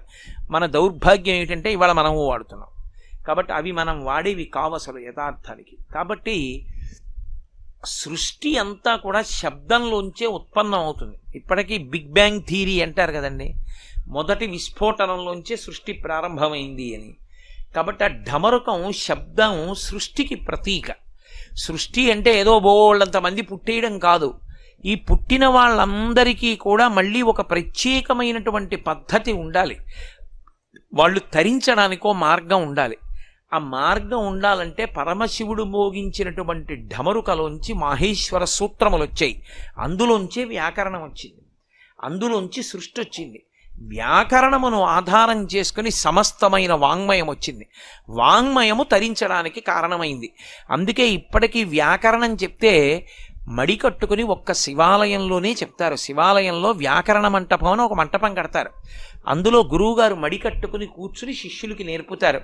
మనకి ఒక 2 తరాల ముందు వరకు శివాలయాల్లో వ్యాకరణ మంటపాల్లో మడి కట్టుకుని గురువుగారు చెప్తుంటే వ్యాకరణం నేర్చుకున్నటువంటి పండితులు ఉండేవారు. తరువాతి కాలంలో పోయింది. కాబట్టి ఆ వ్యాకరణ మంటపం శివాలయంలో ఉంటుంది, ఈ ఢమరుకం శివుడి చేతిలో ఉంటుంది. అంటే సమస్త వాంగ్మయము సృష్టి ఆయన చేతిలోంచి వచ్చాయి. ఇప్పుడు ఈ చేతిలోంచి సృష్టి రావడం ఢమరుకం, శబ్దం ఉత్పన్నం అవడం. మరి పావు నిటారుగా నిలబడ్డం, పావు నిటారుగా నిలబడడం అనేటటువంటి దానికి అర్థం ఏమిటంటే కుండలినీ శక్తిని ప్రచోదనం చేయడం. అంటే ఏ శబ్దానికి కూడా దూరంగా తానుండి మౌనంలో వెన్నుపావును నిటారుగా ఉంచి లోపలే విశేషమైనటువంటి యోగశక్తి చేత కుండలిని కదుపుతారు. కదిపితే పైకి లేస్తుంది, ఊర్ధ్వముఖ చలనం చేస్తుంది. అది చలనం చేసినప్పుడు ఇక ఈ శబ్దాలు ఏమీ ఉండవు. అది బిసతంతు తనీయసి అని తామర తూడులోంచి పైకెక్కినట్టు పైకెక్కుతుంది. పైకెక్కి అది చివరికి ఎక్కడికెడుతుందంటే సహస్రారంలో పార్వతీ పరమేశ్వరుల యొక్క సంయోగ దర్శనం చేస్తూ యోగి అమృతధారల చేత తడిసిపోతాడు. ఆ అమృతధార చేత తడిసిపోయేటటువంటి తత్వానికి గుర్తు నిలబడినటువంటి పాము. అందుకే భారతీయ యోగశాస్త్రంలో పాము 2ంటికి సంకేతం. ఒక పాము పాడైపోవడానికి గుర్తు, పాము కాటు పాడైపోవడానికి గుర్తు. నిలబడినటువంటి పాము ఊర్ధ్వముఖ చలనానికి గుర్తు. అందుకే మీకు భారతీయ ధర్మంలో ఏ దేవతకి కూడా పాముతో సంబంధం లేకుండా ఉండడు. మీరు చూడండి, కృష్ణుడికి పాము శంకరాభరణము అని, పాము పరమశివుడికి ఆభరణం. విఘ్నేశ్వరుడికి పాము యజ్ఞోపవీతం, నాగ యజ్ఞోపవీతధారిణం అని, విష్ణువు శేషశయనం. అందరికీ పాముతో సంబంధం ఉంటుంది. సుబ్రహ్మణ్యుడి నెమలికి పాము చుట్టుకుని ఉంటుంది. ఈ పాము దేనికి గుర్తు అంటే అమృతత్వం వైపుకి తీసుకెళ్ళడానికి గుర్తు. ఈ సృష్టిలో ఈ వాంగ్మయం అంతా చదువుకోవడం చదువుకోవడం చదువుకోవడం, వినడం వినడం వినడం ఎందుకు పనికి రావాలంటే చదువుకోవడమే పిచ్చిగా చదువుకోవడానికి కాదు. అందుకే కుడి చేతి వైపు ఉంటే వదిలిపెట్టకూడనిది అని గుర్తు, ఎడం చేతి వైపు ఉంటే కొంతకాలం తర్వాత వదిలేయాలి అని గుర్తు. అందుకని దూష్యం ఎక్కువ పట్టుకోవద్దు స్మా అని గుర్తు. అప్పుడు ఎడం పక్కకి ఇస్తారు. దక్షిణామూర్తికి ఎడం పక్క చేతిలో పుస్తకం ఉంటుంది. అంటే ఒక స్థాయి వరకు చదువుకో తప్ప చదువుకుని తరించిపోతాననుకుంటే అంతకన్నా అమాయకత్వం ఇంకోటి లేదు. చదువుకుని తరించాడు ఎవడు? చదువుకున్న దాంట్లో ఏదో ఒకటి పట్టుకుని అనుష్ఠానం చేయి.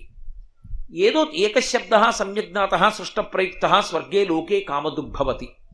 ఒక్క శివనామం చాలు, ఒక్క రామనామం చాలు, ఒక్క శక్తినామం చాలు, ఒక్క మంత్రం చాలు, ఒక్క నమస్కారం చాలు. నువ్వు ఏదో ఒకటి పట్టుకో, గట్టిగా దాన్ని పట్టుకో. పట్టుకున్నది వైదికమయ్యేటట్టుగా చూసుకో. అవైదికమైన దాన్ని పట్టుకుంటే ఉయ్యాల ఎక్కి కాశీ వెళ్ళినట్టు ఉంటుంది, ప్రయాణం ఉండదు, చేయడమే మిగులుతుంది.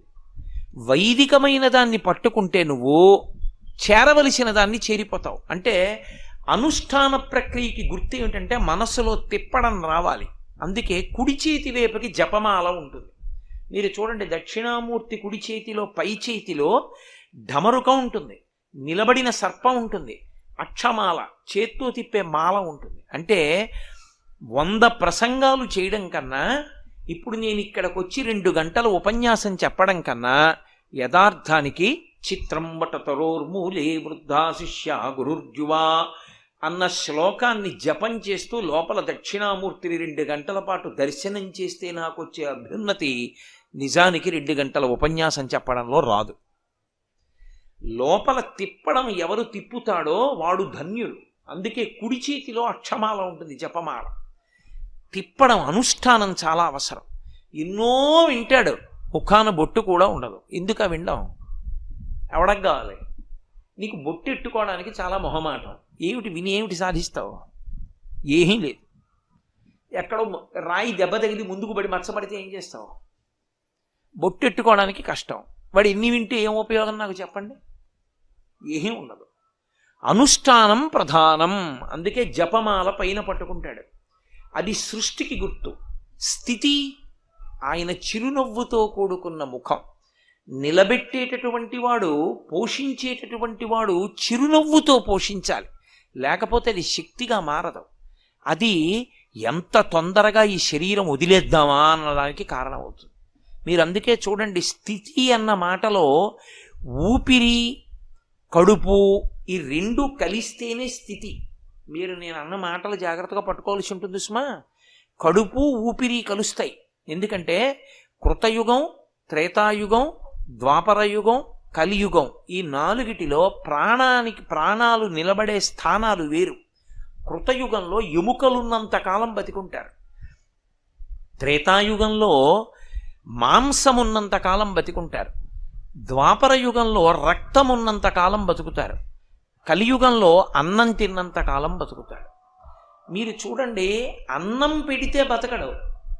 అన్నం పెట్టేటప్పుడు చచ్చిపోతానని దిక్కుమాలని అడివి, ఉంటే ఎంత ఊడిపోతే ఎంత, 5 పైసలు ప్రయోజనం లేదు, నీకు చేయడానికి నీకు పెట్టడానికి చస్తున్నాం అంటూ అన్నం పెట్టారనుకోండి, 2 రోజుల తర్వాత ఈ దిక్కుమాలిన బతుకు బతికే కన్నా ఈ ఊపిరి ఎందుకు ఆగిపోవట్లేదో, చావు మంచిది చిచి ఇలా అన్నం తినే కన్నానని అతను తన ఊపిరి ఆపుకోవడానికి ప్రయత్నిస్తాడు.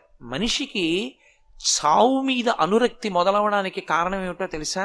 ప్రేమగా అన్నం పెట్టే మనిషి లేకుండా పోతే ఉండి ఏం ప్రయోజనం అన్న ఆలోచన వచ్చేస్తుంది. ఎన్ని ఉన్నా అదొక్కటి లోటు వస్తే ప్రమాదం వస్తుంది. అందుకే పురుషుడి జీవితం అంతా ఎవరి మీద ఉంటుందంటే భార్య మీద ఉంటుంది. ఏమి కానివ్వండి, ఆ అన్నం తినేటప్పుడు కడుపు నిండా తిన్నారా అంటుంది, ప్రేమగా పెడుతుంది, బతుకుతాడు పురుషుడు. నీ వల్ల బతికేశానే అంటాడు. ఆవిడ లేదనుకోండి, గృహిణి గృహముచ్యతే, ఏమనుకోకండి. ఆవిడ లేదనుకోండి, ఆ ఇంట ఏమిటో అనిపిస్తుంది. ఎందుకంటే ఏది ఆ అన్నం పెట్టిన చెయ్యేది, ఆ గాజులు చెయ్యేది లేదు, వెళ్ళిపోయింది. కాబట్టి ఆ అన్నానికి ఊపిరికి దగ్గరి సంబంధం. ఈశ్వరుడు అన్నం పెట్టినప్పుడు తృణీకరించి పెట్టాడు ఎవ్వరికి. ఆయన పరమ ప్రేమతో పెడతాడు. ఇన్ని కోట్ల జీవరాశులకు అన్నం పెడుతున్నవాడెవరు? ఆయనే. ఆయన పెట్టినప్పుడు ప్రేమతో పెట్టాడు తప్ప వీడు నాకేం చేశాడని పెట్టాడు. తండ్రి కొడుకు తనని ప్రేమించినా ప్రేమించకపోయినా అన్నం పెడతాడు. అలాగే తను పెట్టిన అన్నం తినికి తనకి వ్యతిరేకంగా మైకులో తిడుతున్నా ఆయన అన్నం పెడుతూనే ఉంటాడు. పోన్లేరా అంటాడు. అది ఆయన ప్రేమ. అన్నం అంత ప్రేమగా పెడతాడు, అంత ప్రేమగా బతికిస్తాడు. వీడు నేను ఇచ్చిన దానికి ఉపయోగించుకోవట్లేదుగా శరీరం అని తీసేయడు, ఉంచుతాడు. బాగా జర్జరీభూతం అయిపోయి కాళ్ళు చేతులు కదలక మలమూత్రములను తాను విసర్జించుకోలేక మంచంలో ఉండిపోయినా ఇంకా ఉండిపోవాలనుకుంటాడు.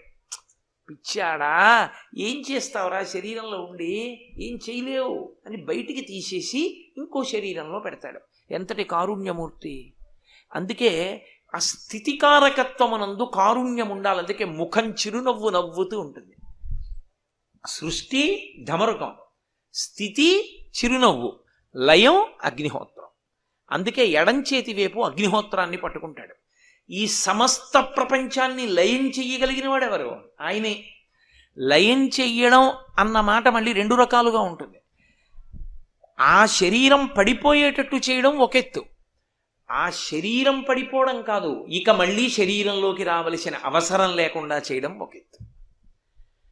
చేసుకున్న పాపపుణ్యాల కొద్దీ ఆ శరీరం పడిపోయి ఇంకో శరీరంలోకి వెళ్ళాలనుకోండి, ఈ శరీరాన్ని పడగొడతాడు అగ్ని, ఇంకో శరీరాన్ని ఇస్తాడు డమరుకం. పరమభక్తి తత్పరుడై జీవనం చేశాడనుకోండి, వాడికి జ్ఞానం ఇచ్చేస్తాడు, ఇక మళ్ళీ నువ్వు పుట్టక్కర్లేదంటాడు. దాన్ని ఆత్యంతిక ప్రళయము అని పిలుస్తాడు. ఆ జ్ఞానం ఇచ్చి రక్షిస్తాడు. అందుకే 5 చేస్తాడు. పంచకృత్యపరాయణ. అమ్మవారు పరమశివుడు కూడా సృష్టి స్థితి లయ తిరోధాన అనుగ్రహములన 5 చేస్తారు. తిరోధానం అంటే మాయ దాస్తాడు, అనుగ్రహం అంటే మోక్షం ఇచ్చేస్తాడు జ్ఞానం ఇచ్చి. ఆ జ్ఞానము మోక్షము నేను ఇవ్వగలనని చెప్పడమే తదియనాటి చంద్రరేఖతో ఉంటాడు. సూర్యుడు చంద్రుడు కూడా ఉంటారు దక్షిణామూర్తికి. ఇక్కడ విగ్రహంలో ఉన్నారేమో సూర్యచంద్రుడు ఇద్దరు ఉంటారంటే కాలమునకు నేను వశుడను కాను, అందుకే యువకుడిగా ఉంటాను. 2 ఆ చంద్రరేఖ ఉంది. చంద్రరేఖ నుండి సుధా బిందువులు పడుతుంటాయి, అమృత బిందువులు పడతాయి. అంటే జ్ఞానము వృద్ధి పొందాలి తప్ప జ్ఞానము నశించిపోకూడదు. శుక్లపక్ష తదియనాటి చంద్రరేఖ పున్నమి చంద్రుడు అవుతుంది. పున్నమి చంద్రుడు గుండ్రంగా సున్నలా ఉంటాడు. పూర్ణమద పూర్ణమిదం పూర్ణాత్ పూర్ణముదచ్యతే పూర్ణస్య పూర్ణమాదాయ పూర్ణమేవావశిష్యతే. సున్న పెట్టాడు అంటే గుర్తే ఉంటో తెలుసా? ఎక్కడ మొదలెట్టాడో అక్కడికి వచ్చాడు అని గుర్తు. అలా పూర్తి చేయకపోతే సున్న కాదు. నేను ఇలా పెట్టాను అనుకోండి, బిందునాథ కళా విధానేనా అని వేదాంతంలో ఒక పెద్ద విశేషం. ఇలా పెట్టి చుక్క ఇలా తిప్పి మళ్ళీ ఈ చుక్క దగ్గరికి వచ్చేసాను అనుకోండి, సున్న అయిపోయింది. అంటే ఎక్కడ బయలుదేరానో అక్కడికి వచ్చేసాను, అందులో కలిసిపోయాను. ఇప్పుడు నేను ఎక్కడున్నాను మీరు చెప్పలేరు, ఎక్కడ బయలుదేరానో అందులోకి వెళ్ళిపోయాను నేను. అది పూర్ణత్వం, పూర్ణము అంటారు. అందుకే శుభకార్యాలు జరిగితే పూర్ణం పెట్టిన బూరేయిండి అంటారు. పూర్ణం పెట్టిన బూరేయిండి అని ఎందుకంటారంటే ఈ శుభాలు అశుభాలు అంటూ కూర్చోవడం కాదురా, ఈ తిన్నది వాడికి జ్ఞానంగా పరిణమించాలి. భగవంతుడికి నైవేద్యం పెట్టి పూర్ణం బూరి పెడతారు శుభకార్యంలో. కాబట్టి పూర్ణం, ఆ పూర్ణమైనటువంటి స్థితిని పొందాలి. అది ఆయన యొక్క చంద్రరేఖ చేత గుర్తు. నేను మోక్షం ఇవ్వగలను, జ్ఞానం ఇవ్వగలను, ఇచ్చి మళ్ళీ పుట్టవలసినటువంటి అవసరం లేని స్థితిని కల్పించగలిగినటువంటి వాడను అని చెప్పడానికి ఆయన చంద్రరేఖని ధరిస్తాడు. అది శుక్లపక్షంలో ఉండేటటువంటి తదియనాటి చంద్రరేఖ. ఆ దక్షిణామూర్తి మీరు జాగ్రత్తగా చూస్తే ఎడం చేతిలో కింద వైపు పుస్తకాలు ఉంటాయని చెప్పాను. కుడి చేతి వైపు చిన్ముద్ర పట్టి కాలి కింద అపస్మారుడు అనేటటువంటి రాక్షసుణ్ణి తొక్కిపెట్టి ఉంచుతాడు చిత్రం ఏంటంటే ఈయన కాలుతో తొక్కితే లోకంలో ఎవరైనా సరే పొలికేకలు పెడతారు. పరమశివుడు కాలుతో తొక్కాడు అనుకోండి, వాడు పొలికేకలు పెడతాడు. రావణాసురుడికి పేరు రావణాసురుడు కాదు, అసలు ఆయన పేరు పులశ్చ బ్రహ్మ. దశానన తాతగారు పెట్టిన పేరు ఏమిటంటే దశగ్రీవ అని పెట్టారు. 10 తలకాయలతో పుట్టాడని దశగ్రీవుడు అని పెట్టాడు. విశ్వవసో బ్రహ్మ తండ్రిని అడిగాడు పులశ్చ బ్రహ్మని, ఏమని పెట్టమంటారు నాన్నగారండి వీడికి పేరు అన్నారంటే దశగ్రీవ అని పెట్టరా అన్నారు. వాడికి దశగ్రీవుడని పేరు. ఓసారి నిష్కారణంగా పరమశివుడు కైలాస పర్వతం మీద తాండవం చేస్తుంటే కైలాసాన్ని కదిపేస్తానని దాని కింద చేతులెట్టి కదపబోయాడు. ఎవడురా కైలాసం కదుపుతున్నాడని కాలి బొటన వేలుతో ఇలా నొక్కాడు. ఆయన వాడి చేతులు కింద ఉండిపోయి పెద్ద రవం చేశాడు, అరిచాడు. ఎంత అరుపు అరిచాడంటే ఆ అరుపుకి 3 లోకాలు దద్దరిల్లాయి. ఇంత పెద్ద అరుపు అరిచావు కాబట్టి రావణా అని పిలుస్తున్నాను రా అన్నాడు శివుడు. ఆ తర్వాత వాడు అదే పేరెట్టు తిరిగాడు. కాబట్టి ఆయన తొక్కితే ఎవడు నవ్వడం, క్యారమని ఏడుస్తాడు. ఆయన ఒక్కడు నవ్వుతాడు. అపస్మారుడన్న రాక్షసుడు ఏడవడం. కాలి కింద పెట్టి తొక్కితే తల పైకెత్తి శివుడి వంక చూసి నవ్వుతూ ఉంటాడు. అది ఒక్క దక్షిణామూర్తి దగ్గర, నటరాజస్వామి దగ్గర కూడా కనపడుతూ ఉంటుంది. అక్కడక్కడ కింద ఉంటాడు, కానీ దక్షిణామూర్తికి తిన్నగా పాదం కిందే ఉంటాడు అపస్మారుడు. ఈ అపస్మారుడికి ఈ చిన్ముద్రకి ఒక సంకేతం. కుడి చేతి వైపు కిందనున్న చెయ్యి చిన్ముద్ర పడతాడు ఇలాగా. ఈ చిన్ముద్ర దక్షిణామూర్తి తత్వానికి అంతటికీ కూడా ప్రాణం. అదే ప్రాణం. ఎందుకో తెలుసా? అనేక ముద్రలు ఉన్నాయి. ముద్రల గురించి ఎప్పుడు తెలుసుకోవాలంటే ఉపాసనా సంబంధమైన దీక్షలోకి వెడితే ముద్ర తెలుసుకుని దీక్ష తీసుకోవాలి. ముద్ర తెలియకుండా దీక్ష తీసుకోకూడదు. నేను మీకు ఒక ఉదాహరణ చెప్పాలంటే అయ్యప్ప స్వామి దీక్ష తీసుకుంటూ ఉంటారు. అయ్యప్ప స్వామి దీక్ష తీసుకునే వాళ్ళని గురుముఖంగా ఎందుకు తీసుకోమంటారో తెలుసా? గురువు గారు ముద్రామంత్రం అని చెప్పి ప్రత్యేకంగా ముద్రలు చెప్తారు. చెప్పినప్పుడు ప్రతి ముద్ర పట్టి చూపించాలి. చూపించి ఆ ముద్ర ఎలా పడతారో ఆ ముద్ర అలా పడితే ఏమిటి ప్రయోజనమో చెప్పాలి. ముద్ర వ్యాఖ్యానం, మౌన వ్యాఖ్య. ముద్రకి అర్థం లేకపోవడం ఉండదు. ఒక ముద్ర అంటే ఒక గుర్తు పడితే దానికి ఒక లక్షణం ఉంటుంది. నేను ఇలా అన్నాను అనుకోండి, జాగ్రత్త అని చెప్పినట్టే కాదా? నేను అన్నాను అనుకోండి, అలా ఉండండి ఏం పర్వాలేదు నేను చూస్తాను అని గుర్తు కదూ. నేను చేతిని ఇలా అంటే ఓ అర్థం, ఇలా అంటే ఓ అర్థం కాదు. ముద్రకి అంత సంకేతం ఉంటుంది. ముద్రలన్నిటిలోకి గొప్ప ముద్ర, అన్ని ముద్రలలో ఉండేటటువంటి తత్వము ఏ ముద్రలోకి వెళ్ళిపోతుందంటే చిన్ముద్రలోకి వెళ్ళిపోతుంది. అందుకే చిన్ముద్ర జ్ఞానముద్ర అంటారు. ఇలా పట్టుకుంటే దాన్ని చిన్ముద్ర, జ్ఞానముద్ర. బాగా జ్ఞాపకం పెట్టుకోండి. మీకు బాగా గుర్తుండడానికి చెప్తున్నా. ఇలా ఉన్నటువంటి మూర్తిని మీరు ప్రతిరోజు దర్శనం చేసిన ఆ దేవాలయంలో ప్రవేశించి ఉన్న దుష్టశక్తులు మిమ్మల్ని పట్టుకోలేవు. కారణం ఏమిటో తెలుసా? అన్ని ముద్రల శక్తి ఆ ముద్రలోనే ఉంటుంది. ఎవరైనా ఇలా పట్టుకుని ఉన్నాడు అంటే ఆయన ఇంకా సార్వభౌముడు. అది పతాక స్థాయి అని గుర్తు. ఇలా పట్టుకుంటే అయ్యప్ప పట్టుకుంటారు ఇలాగా, దక్షిణామూర్తి పట్టుకుంటారు ఇలా, పరమశివుడి కొడుకే కదూ అందుకు పట్టుకుంటారు. ఈ ముద్రకి ఎంతో అర్థం ఉంటుంది. ఈ ముద్రలోకి మిగిలిన ముద్రలన్నీ వెళ్ళిపోతాయి. ఎందుకు వెళ్ళిపోతాయంటే నేను ఉన్న సమయాన్ని దృష్టిలో పెట్టుకుని మీకు లఘువుగా చెప్పే ప్రయత్నం చేస్తాను. పట్టుకోండి, మీకు అర్థం అవ్వడానికి నా సాధ్యమైనంత ప్రయత్నిస్తాను. ఈ శరీరమునందు 2 శక్తులు ఉంటాయి. ఒకటి క్రియాశక్తి అంటారు, రెండవది జ్ఞానశక్తి అంటారు. ఇవి శరీరంలోనే కొన్నింటిని జ్ఞానశక్తి పట్టుకుని ఉంటుంది, కొన్నింటిని క్రియాశక్తి పట్టుకుని ఉంటుంది. నేను మీకు ఒక ఉదాహరణ చెప్పాలంటే కంటికి క్రియాశక్తి ఉండదు. నా కంటితో పుస్తకంలో ఓ పుటని తిప్పలేను. నేను కంటి రెప్పతో పట్టుకుని పేజీలు తిప్పచ్చా అండి, కంటి రెప్పతో పట్టుకుని ఒత్తేసుకోవచ్చా అండి అని ఎవరు అడగరు. కంటి రెప్పకి కంటికి క్రియాశక్తి ఉండదు, కంటికి జ్ఞానశక్తి ఉంటుంది. ఇలా చూస్తే అది ఏదో, అది ఏనుగా పులి ఆ వస్తువుని చూపిస్తుంది కాబట్టి జ్ఞానశక్తి. చెవికి శబ్దాన్ని వినే శక్తి ఉంటుంది. నాలుకకి రుచి చెప్పే శక్తి ఉంటుంది. ఇవి జ్ఞానశక్తులు. 5ంటికి జ్ఞానశక్తులు ఉంటాయి. శబ్ద స్పర్శ రస రూప గంధములని తన్మాత్రలో 5ంటిని ఆశ్రయించి ఉంటాయి. కన్ను ముక్కు చెవి నాలుక చర్మం. మిగిలిన వాటికి క్రియాశక్తులు ఉంటాయి. చేతులు ఉన్నాయనుకోండి, వాటికి క్రియాశక్తి, పనిచేసేటటువంటి శక్తి అంతా చేతికి ఉంటుంది. ప్రధానంగా శరీరంలో పనిచేసేటటువంటి శక్తి దేని మీదకి వెళ్ళి ఎక్కువగా నిలబడిపోతుందంటే చేతులలో నిలబడుతుంది. మళ్ళీ చేతులలో కుడి చేతిలో నిలబడుతుంది. మళ్ళీ కుడి చేతిలో బొటన వేలులో నిలబడుతుంది. అందుకే థంబ్ ఇంప్రెషన్ అంటారు, బొటన వేలు ముద్ర ఏంటంటారు. అందుకే శాస్త్రంలో క్రియాశక్తి అంతా వెళ్ళి ఎక్కడ నిలబడిందో దాన్నే పరబ్రహ్మంగా నిర్వచనం చేస్తారు. ఈ బొటన వేలు మిగిలిన వాటికి దూరంగా ఉంటుంది, కలవదు. ఇది ఎక్కడో వేరుగా ఉంటుంది. ఈ 4 ఓ చోట ఉంటాయి. మీరు చూడండి, సాధారణంగా వీటిలో ఒకటి కదిలితే మిగిలినవి కదులుతాయి, ఏదో లెక్క పెట్టినప్పుడు తప్ప. ఇది పట్టుకో అన్నారనుకోండి, ఇలా పట్టుకుంటుంది. కానీ మీరు గమనించండి, క్రియాశక్తి యందు ఈ వేలి యొక్క ఆధారం లేకపోతే ఈ చేతికి ఎంత బలం ఉండనివ్వండి, ఈ 4 వేళ్ళు ఈ వేలి యొక్క ఆధారం లేనినాడు తగిన బలాన్ని వాడుకో. చేతికి శక్తి ఉంది, ఈ 4 వేళ్లకి శక్తి ఉంది. బొటన వేలికి గోరు చుట్టేసింది. ఏదైనా వ్రాయమనండి, తన కూతురు శుభలేఖకి శ్రీరస్తు అని రాయలేడు, బొటన వేలు కలిసి రావాలి.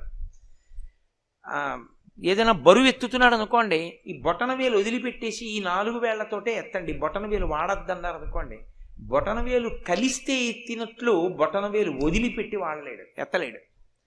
ఇది ఆధారం అవుతుంది.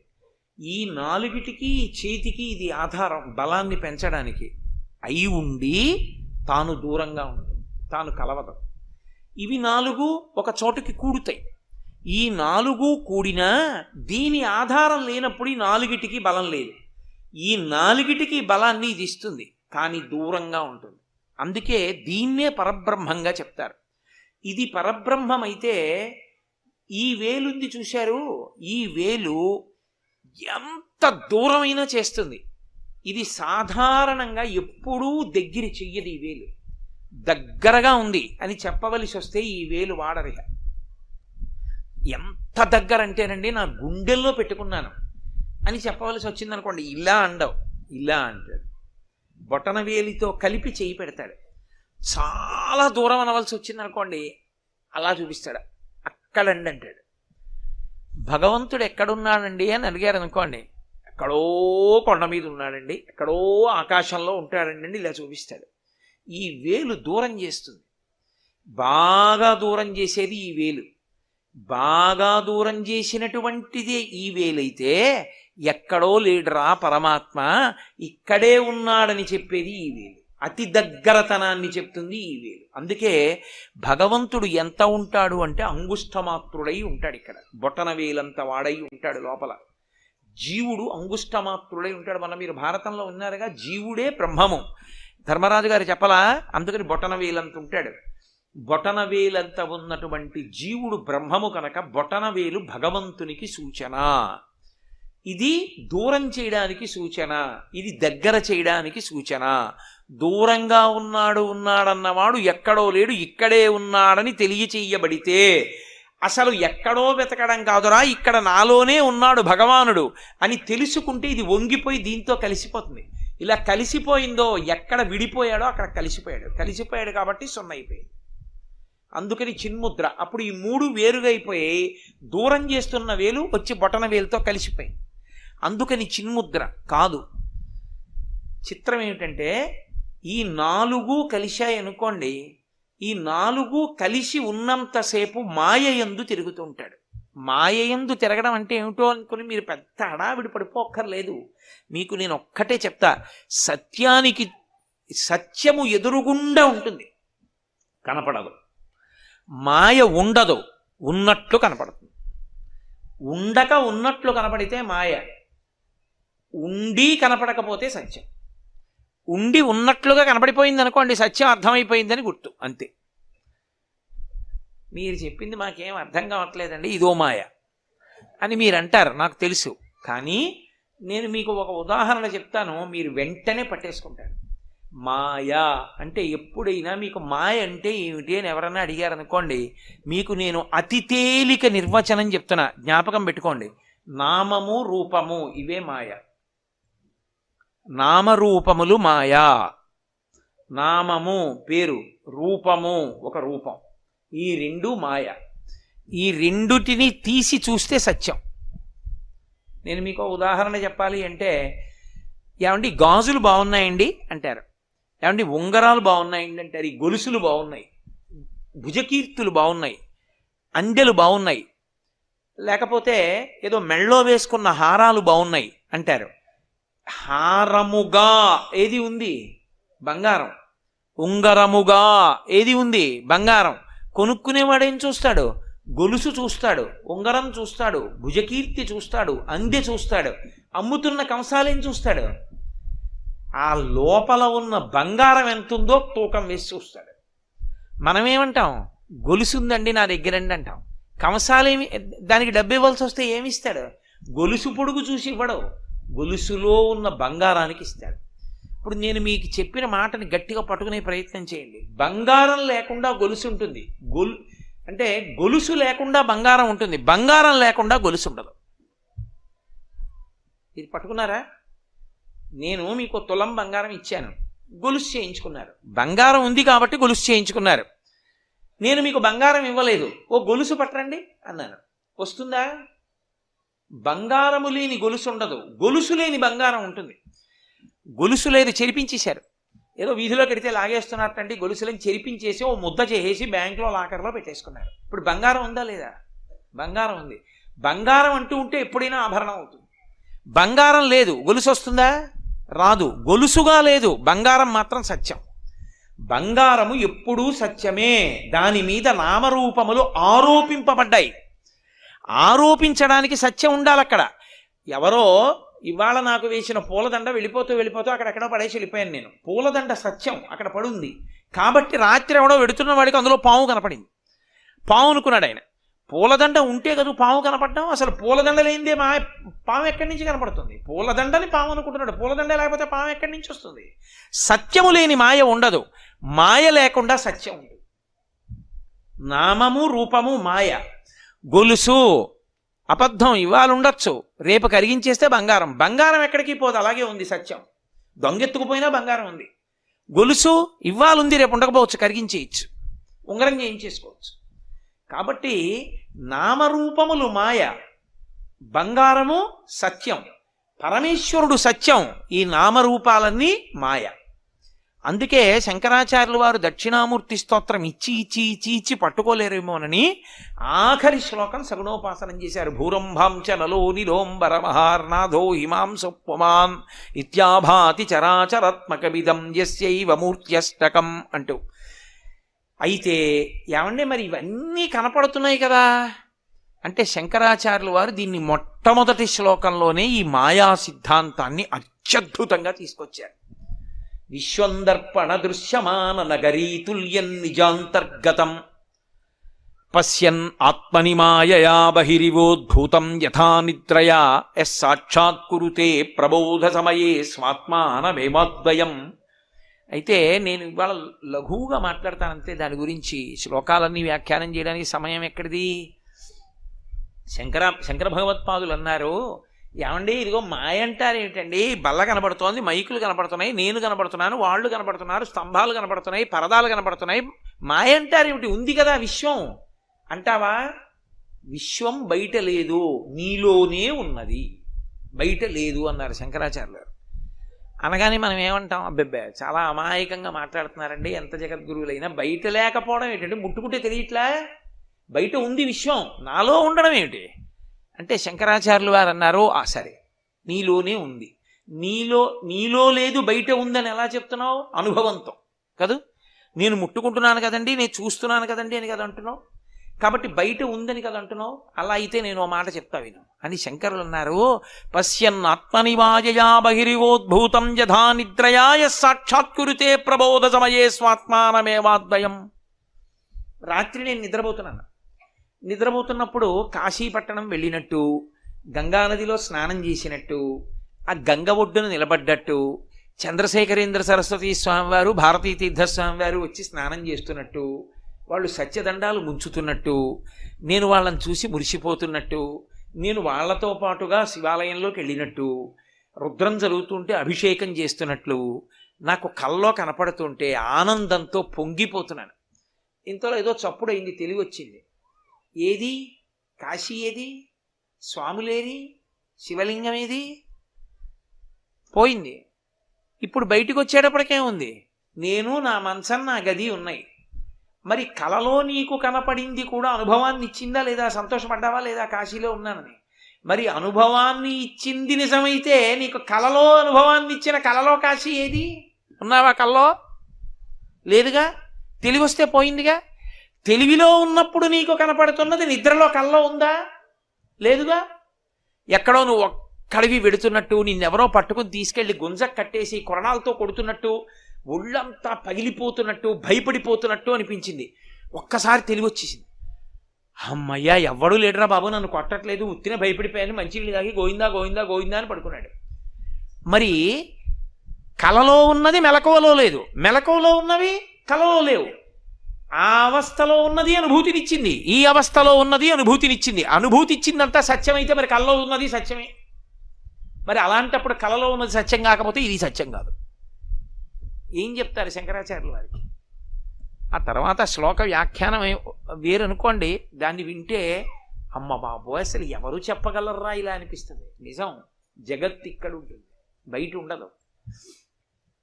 మా ఇంట్లో అకస్మాత్తుగా ఇప్పుడు మా ఆవిడ ఫోన్ చేసి, ఏమండి చాలా ఉపద్రవం వచ్చేసింది, చాలా పెద్ద ఒక ఆయన వచ్చారండి, ఆయన మహానుభావుడు పాపం, ఒక్కసారి రమణాశ్రమ లేఖలు పుస్తకం కావాలంటున్నారు, ఎక్కడ పెట్టారండి ఆ పుస్తకం అని అడిగింది అనుకోండి. రమణాశ్రమ లేఖలా చూడు, నా షెల్ఫ్లో కుడి చేతి వైపు కింది ఎర్రలో పుస్తకాల్లోనూ 4వ పుస్తకంలో RL అని పెన్తో రాసి ఉంటుంది చూడు, కనపడేటట్టు రమణాశ్రమ లేఖలు అని లావుగా ఉంటుంది పుస్తకం. ఈ ఎడం చేతి కుడి చేతి పక్క కింద అరలో ఉంటాయి చూడు, RL కనపడింది అంటుంది. అది ఆ పుస్తకం అదే రమణాశ్రమ లేఖలు. అవునా? అవునండి అదే. రమణాశ్రమ లేఖల పుస్తకం మా ఇంటి గూట్లో ఉందా, నాలో ఉందా? నాలో ఉంది. అద్దంలో నగరం ఉన్నట్టు జగత్తు నీలో ఉంది. జగత్తు నీలో ఎంత ఉంటే అంత మాయ. అది ఆ మాయకి నామరూపాలకి కట్టుబడిపోయినంత కాలం పునర్జన్మ. సత్యమైన బంగారము తెలిసినట్టు నామరూపాలు తీసేస్తే ఉన్నదంతా బ్రహ్మమే. బ్రహ్మసత్యం జగన్మిథ్య. ఇది శంకర భగవత్పాదుల సిద్ధాంతానికి అంతటికీ కూడా ప్రాణప్రదమైనటువంటి సిద్ధాంతం. కాబట్టి అది అవగతమైతే వాడికి కైవల్యం. ఇక వాడికి అంతటా కనపడుతున్నది సత్యమే కాబట్టి బ్రహ్మం ఒక్కదాన్నే చూస్తున్నాడు, ఉన్నది అదొక్కటే. ఈ శరీరాన్ని కేవలంగా అద్దె ఇంట్లో ఉన్నట్టుగా ఉంటాడు, అది పడిపోతుంటే వదిలేస్తాడు. ఆయనని జీవన్ముక్తుడు అంటారు. అటువంటి స్థితిని కల్పించగలను. మాయని చంపేశాడు అనుకోండి, అందరూ జ్ఞానులైపోతారు, ఎవరు సాధన చేయక్కర్లా. సాధన చేత భక్తి చేత భగవన్మార్గంలో ఎవరు నడుస్తారో వాళ్ళని మాయ పట్టుకోకుండా పరమేశ్వరుడు తొక్కిపెట్టి ఉంచుతాడు. వాడు ఆయన చేత తొక్కబడి ఆయన వంక చూసి నవ్వుతుంటాడు, చిన్ముద్రకి అందుతాడు. ఎవరు ఈశ్వరుణ్ణి ఆరాధించాడో, ఎవరు ఆయన పాదాలు పట్టుకున్నాడో వాడికి ఆ జ్ఞానం ఇస్తాడు. ఇచ్చినప్పుడు చిన్ముద్ర అర్థం అవుతుంది. చిన్ముద్ర అర్థమైందంటే ఒకటే, 3 మీద తిరుగుతుంటుంది. అందుకే త్రిపుర సుందరి అంటారు అమ్మవారిని. త్రిపురాంతకుడు అంటారు పరమశివుణ్ణి. త్రిపుర సుందరి అంటే 3 తిప్పుతుంది, భూత భవిష్యత్ వర్తమాన కాలములు. చిన్నతనంలో నేను చదువుకునే రోజుల్లోనండి అని మురిసిపోతాడు. ఇప్పుడు జరుగుతున్న కాలాన్ని చూసుకు మురిసిపోతాడు. బహుశా ఓ 3 ఏళ్ళు పోయేటప్పటికి నా కొడుక్కి కూడా పిల్లలు పుడతారు. అప్పుడు ఆ మనవలు ఈ మనవలు కలిసి నేను ఉపన్యాసం చెప్తుంటే వాడు అక్కడి నుంచి తాత అని అరుస్తాడు, నేను ఇలా అనాలి అని మురిసిపోతూ ఉంటాడు. భవిష్యత్తు గురించి తలుచుకు మురిసిపోతాడు. 3 కాలములలో తిరుగుతూ ఉంటాడు. స్థూల సూక్ష్మ కారణ శరీరములలో తిరుగుతూ ఉంటాడు. జాగ్రత్త స్వప్న సుషుప్తి అన్న 3 అవస్థల్లో తిరుగుతాడు. 4వ దానికి ఎక్కనంత కాలం, బతికున్నంత కాలం ఈ 3లోనే తిరుగుతాడు. 4వ దానిలోకి వెళ్ళడానికి ఈ 3 దాటాలి. దాటలేదనుకోండి 3లోనే ఉంటాడు. జాగ్రత్త ఇంద్రియములు పనిచేస్తాయి, స్వప్న ఇంద్రియములు ఆగిపోయి మనసు పనిచేస్తుంది, సుషుప్తి మనసు కూడా ఆత్మలోకి వెళ్ళిపోతుంది. మళ్ళీ మనసు పైకి వస్తుంది, ఇంద్రియాలు వస్తాయి, మళ్ళీ జాగ్రత్త, జాగ్రత్త స్వప్న సుషుప్తి భూత భవిష్యత్ వర్తమాన కాలములు అంటే ఇలా ఈ మూడు మూడు మూడు తిరుగుతుంటే త్రిపుర సుందరి మాయ యందు తిరుగుతున్నాడని గుర్తు. నాలుగవది ఉంటుంది తురీయము. అప్పుడు తాను నిద్రపోడు. రమణ మహర్షిని అడిగారు ఎవరో, రాత్రి బాగా నిద్ర పట్టిందా మీకు అని అడిగారు. ఓ, ఈ శరీరం బాగా నిద్రపోయిందన్నారు. మరి మీరు, నాకు నిద్ర లేదన్నారు. ఆత్మకి నిద్ర లేదు, అది ఎప్పుడూ జాగ్రత్త. తాను ఆత్మగా నిలబడగలిగిన ప్రజ్ఞ వస్తుంది. అలా నిలబడగలిగిన ప్రజ్ఞ వస్తే ఈ మూడిటికి తాను సాక్ష్యమై ఇంతకాలం వేరుగా చెప్పినది బ్రహ్మముతో కలుస్తుంది. ఇప్పుడు ఈ జీవుడు అన్నవాడు జీవుడు కాడు, బ్రహ్మమే. జీవ బ్రహ్మైక్య సిద్ధిని పొందుతాడు. అది నేను ఇవ్వగలను. రోజు నా దగ్గరికి వచ్చి కూర్చుని ఎవరు దక్షిణామూర్తి స్తోత్రం చదువుతున్నారో వాడికి ఎప్పుడో అప్పుడు ఇచ్చేస్తా, అథవా వాడి ప్రాణం పోయే సమయంలో ఆఖరి ఊపిరిలోనైనా ఇచ్చేస్తాను, ఇచ్చేసి కలిపేసుకుంటాను. అది చిన్ముద్ర. ఈ చిన్ముద్ర అర్థమైందా? నాలుగవది దూరం చేసేది వంగిపోయి బ్రహ్మంతో కలిసిపోతుంది. అప్పుడు ఈ మూడిటికి తాను సాక్షి, ఈ మూడిటితో తాను మమేకమవ్వడం. మాయని దాటాడు. ఆ మాయ ఇప్పుడు ఆయన మీద అన్వయం అవ్వదు. ఎందుకంటే ఆ మాయని శివుడు కాలు కింద పెట్టి తొక్కి పట్టుంచాడు. చంపేయకూడదు. ఎందుకని? అజ్ఞానంలో ఉండి భగవంతుణ్ణి విడిచిపెట్టి మాకు భోగాలు కావాలని తిరుగుతారు కొంతమంది. మాకు జాగ్రత్త స్వప్న సుషుప్తి తిరగడం బాగుంది, భూత భవిష్యత్ వర్తమాన కాలాలు బాగున్నాయి, స్థూల సూక్ష్మ కారణ శరీరాలు బాగున్నాయి అని తిరిగే వాళ్ళు ఉంటారు. ఆ తిరిగే వాళ్ళని తిరగనివ్వాలి. అందుకని మాయ వాళ్ళ కోసం అందుకే చంపడు, తొక్కి పట్టుంచుతాడంతే. ఆయన నవ్వుతూ ఉంటాడు, నేను ఎవరి మీద పడాలో వాళ్ళ మీద పడతాను. చాలామంది ఉన్నారు నాకు, ఒక్కడిని నువ్వు అనుగ్రహించు అని. అందుకే తొక్కి పడితే వాడు తలెత్తి నవ్వుతూ ఉంటాడు. ఇది చూడండి, అందుకే అపస్మారుడు అంటారు. మాయా, దాన్ని తొక్కి పడతాడు. ఇంకొక అర్థం ఏమిటో తెలుసా? మనసు బుద్ధి దేన్నైనా పట్టుకుంటాయి. మనసు బుద్ధి దేని చేత ప్రకాశిస్తున్నాయో ఆ ఏది ప్రకాశింపచేస్తోందో ఆ ఆత్మని పట్టుకోలేవు. నేను మీకు ఒక ఉదాహరణ చెప్పాలంటే బాగా అర్థమైపోవడానికి, పట్టుకోవడము అన్న మాటలో మూడు ఉంటాయి. ఇప్పుడు ఓ పాలగిన్నె, పటకార, నా చెయ్యి ఉంటే కదా పట్టుకోవడం. ఆ పాలగిన్నెని పట్టుకోవాలి పటకారతోటి. ఇప్పుడు నేను పటకారతో పాలగిన్నె పట్టుకున్నాను. ఎప్పుడైనా పటకార అన్న మాటకు అర్థం ఏంటంటే నా చేత పట్టబడునది అని అర్థం తప్ప నన్ను పట్టుకున్నది అని మాత్రం అర్థం కాదు. పటకార నన్ను ఎప్పుడూ పట్టుకోలేదు, నేను పటకారని ఎప్పుడూ పట్టుకుంటాను. నా చేత పట్టబడుతుంది కాబట్టి పటకార. అలాగే ఆత్మ యొక్క కాంతి చేత మనసు పనిచేస్తుంటుంది. మనసు ఆత్మని తెలుసుకోలేదు కానీ దానికి ఒక లక్షణం ఉంది. తెలుసుకుందామని వెనక్కి వెళ్ళింది అనుకోండి, ఆత్మ యందు లయమైపోయి ఆత్మగా మిగిలిపోతాడు అంతే. అప్పుడు ఇంకా సుఖదుఖాలు ఉండవు. మీకు ఇంకా దీనికి మళ్ళీ అర్థం కావడానికి నేను ఉపమానం చెప్పాలంటే, ఒక ఉప్పు బొమ్మను ఒక దాన్ని తయారు చేసి ప్రాణం పోసి సముద్రం లోతు కనుక్కురా అని పంపించారనుకోండి, ఆ ఉప్పు బొమ్మ నీటిలో ప్రయాణం మొదలుపెట్టింది సముద్రంలోకి. ఇప్పుడు అది వెడుతోంది అనుకోండి, కొంత దూరం వెళ్ళాక ఏమవుతుంది? కరిగిపోయి సముద్రంలోకి వెళ్ళిపోతుంది. సముద్రపు లోతు తెలుసుకుందామని బయలుదేరిన ఉప్పు బొమ్మ సముద్రంలోనే కలిసిపోయినట్టు, భగవంతుని వలన ఆత్మ వలన ప్రకాశించే మనసు భగవంతుణ్ణి తెలుసుకుందామని వెనక్కి ప్రయాణం మొదలు పెడితే ధ్యానంలో పరమేశ్వరుడి యందు లీనమైపోయి ఆత్మగా మిగిలిపోతుంది. అది చిన్ముద్ర అన్న మాటకు అర్థం. జీవ బ్రహ్మైక్య సిద్ధి అయి ఈ మూడిటికి సాక్షిగా మిగిలిపోతాడు. అప్పుడు ఆయన కేవలముగా జీవన్ముక్తుడు అంటారు. అలా ఇవ్వగలిగిన వాడను నేను అని చెప్పడానికి ముద్ర పడతాడు. అందుకే శంకరాచార్యులు వారు శ్లోకం చేస్తూ యో భద్రయా ముద్రయా అంటారు. సమస్త భయాలకి కారణం ఏమిటి? నేనుని ఆశ్రయించి భయాలన్నీ ఉంటాయి. నేను వెళ్ళిపోతానంటే నేను చచ్చిపోతానేమో, నేను చచ్చిపోతే నావన్నీ ఏమైపోతాయో, నేను ఆత్మ అనుకోవడం ఏమిటి? సత్యం ఎరుకలోకి వచ్చేస్తే సావేది నేనెక్కడికి వెడతాను? ఎప్పుడూ ఉంటాను. నేను చచ్చిపోయేది శరీరం చచ్చిపోతుంది, నేను చచ్చిపోవడం అన్నది లేదు నాకు. నేను ఎప్పుడూ ఉంటాను, నేను ఆత్మ అన్నారనుకోండి, ఇక భయం ఏమిటి అసలు? ఇక భయానికి ఆస్కారం లేనప్పుడు అభయముద్ర ఎందుకు? ఇంకా వాడికి భయం ఉంటే కదా అభయముద్ర పట్టడం, వాడికి కోరికుంటే కదా వరముద్ర పట్టడం. అసలు అంతా తానైపోయిన వాడికి ఇంకా కొత్తగా తనకేం కావాలి? తనకి కావలసిందేం లేదు. ఇక అన్నీ తనవే. పరమతృప్తితో ఉంటాడు. అందుకే అభయముద్రలు, వరముద్రలు ఇవన్నీ కూడా ఎందులోకి వెళ్ళిపోతాయంటే చిన్ముద్రలోకి వెళ్ళిపోతాయి. అందుకే ముద్రలన్నిటిలోకి పెద్ద ముద్ర ఏదంటే చిన్ముద్ర. ఆ చిన్ముద్ర పట్టిన వాడిని పట్టుకున్నవాడు తరించిపోతాడు. కాబట్టి యో భద్రయా ముద్రయా అంటారు శంకరాచార్యులు వారు. దక్షిణామూర్తి పట్టినటువంటి చిన్ముద్ర అంత గొప్ప ముద్ర. అందుకే దక్షిణామూర్తి ప్రతిష్ఠ చేస్తే వచ్చేటటువంటి గొప్ప ప్రయోజనం ఏమిటో తెలుసా? మీరు రోజు దక్షిణామూర్తికి ఎదురుగుండా కూర్చున్నారనుకోండి, పరమేశ్వరుడికి అయితే ఎదురు కూర్చోకూడదు, శివలింగానికి ఎదురుగుండా కూర్చోకూడదు, అభిషేకం చేస్తుంటే తప్ప. దక్షిణామూర్తికి ఎదురుగుండా కూర్చోవచ్చు. ఎదురుగుండా కూర్చున్నారనుకోండి, మీరు ఆ ఎదురుగుండా కూర్చున్నప్పుడు ఒక లక్షణం వస్తుంది. ఏ లక్షణం వస్తుంది అంటే జీవయాత్ర ఉత్తరానికి తిరుగుతుంది. ఎందుకని? దక్షిణామూర్తి ఎటు చూస్తున్నారు? దక్షిణాభిముఖామూర్తి యస్యసౌ దక్షిణామూర్తి అని కదా. దక్షిణాన్ని ఆయన చూస్తున్నారు. ఇప్పుడు రేపు ప్రతిష్ఠ చేస్తే ఆయన దక్షిణాన్ని చూస్తారు. మీరు ఆయన ఎదురుగుండా కూర్చుంటే మీరు ఎటు చూస్తారు? ఉత్తరాన్ని చూస్తారు. మన జీవయాత్రలో దక్షిణానికే వెడుతుంది ప్రయాణం. ఒకరోజు మీరు ఎప్పుడైనా గాలి వచ్చినప్పుడు చూడండి, వర్షం వచ్చే ముందు గాలి వస్తుంది.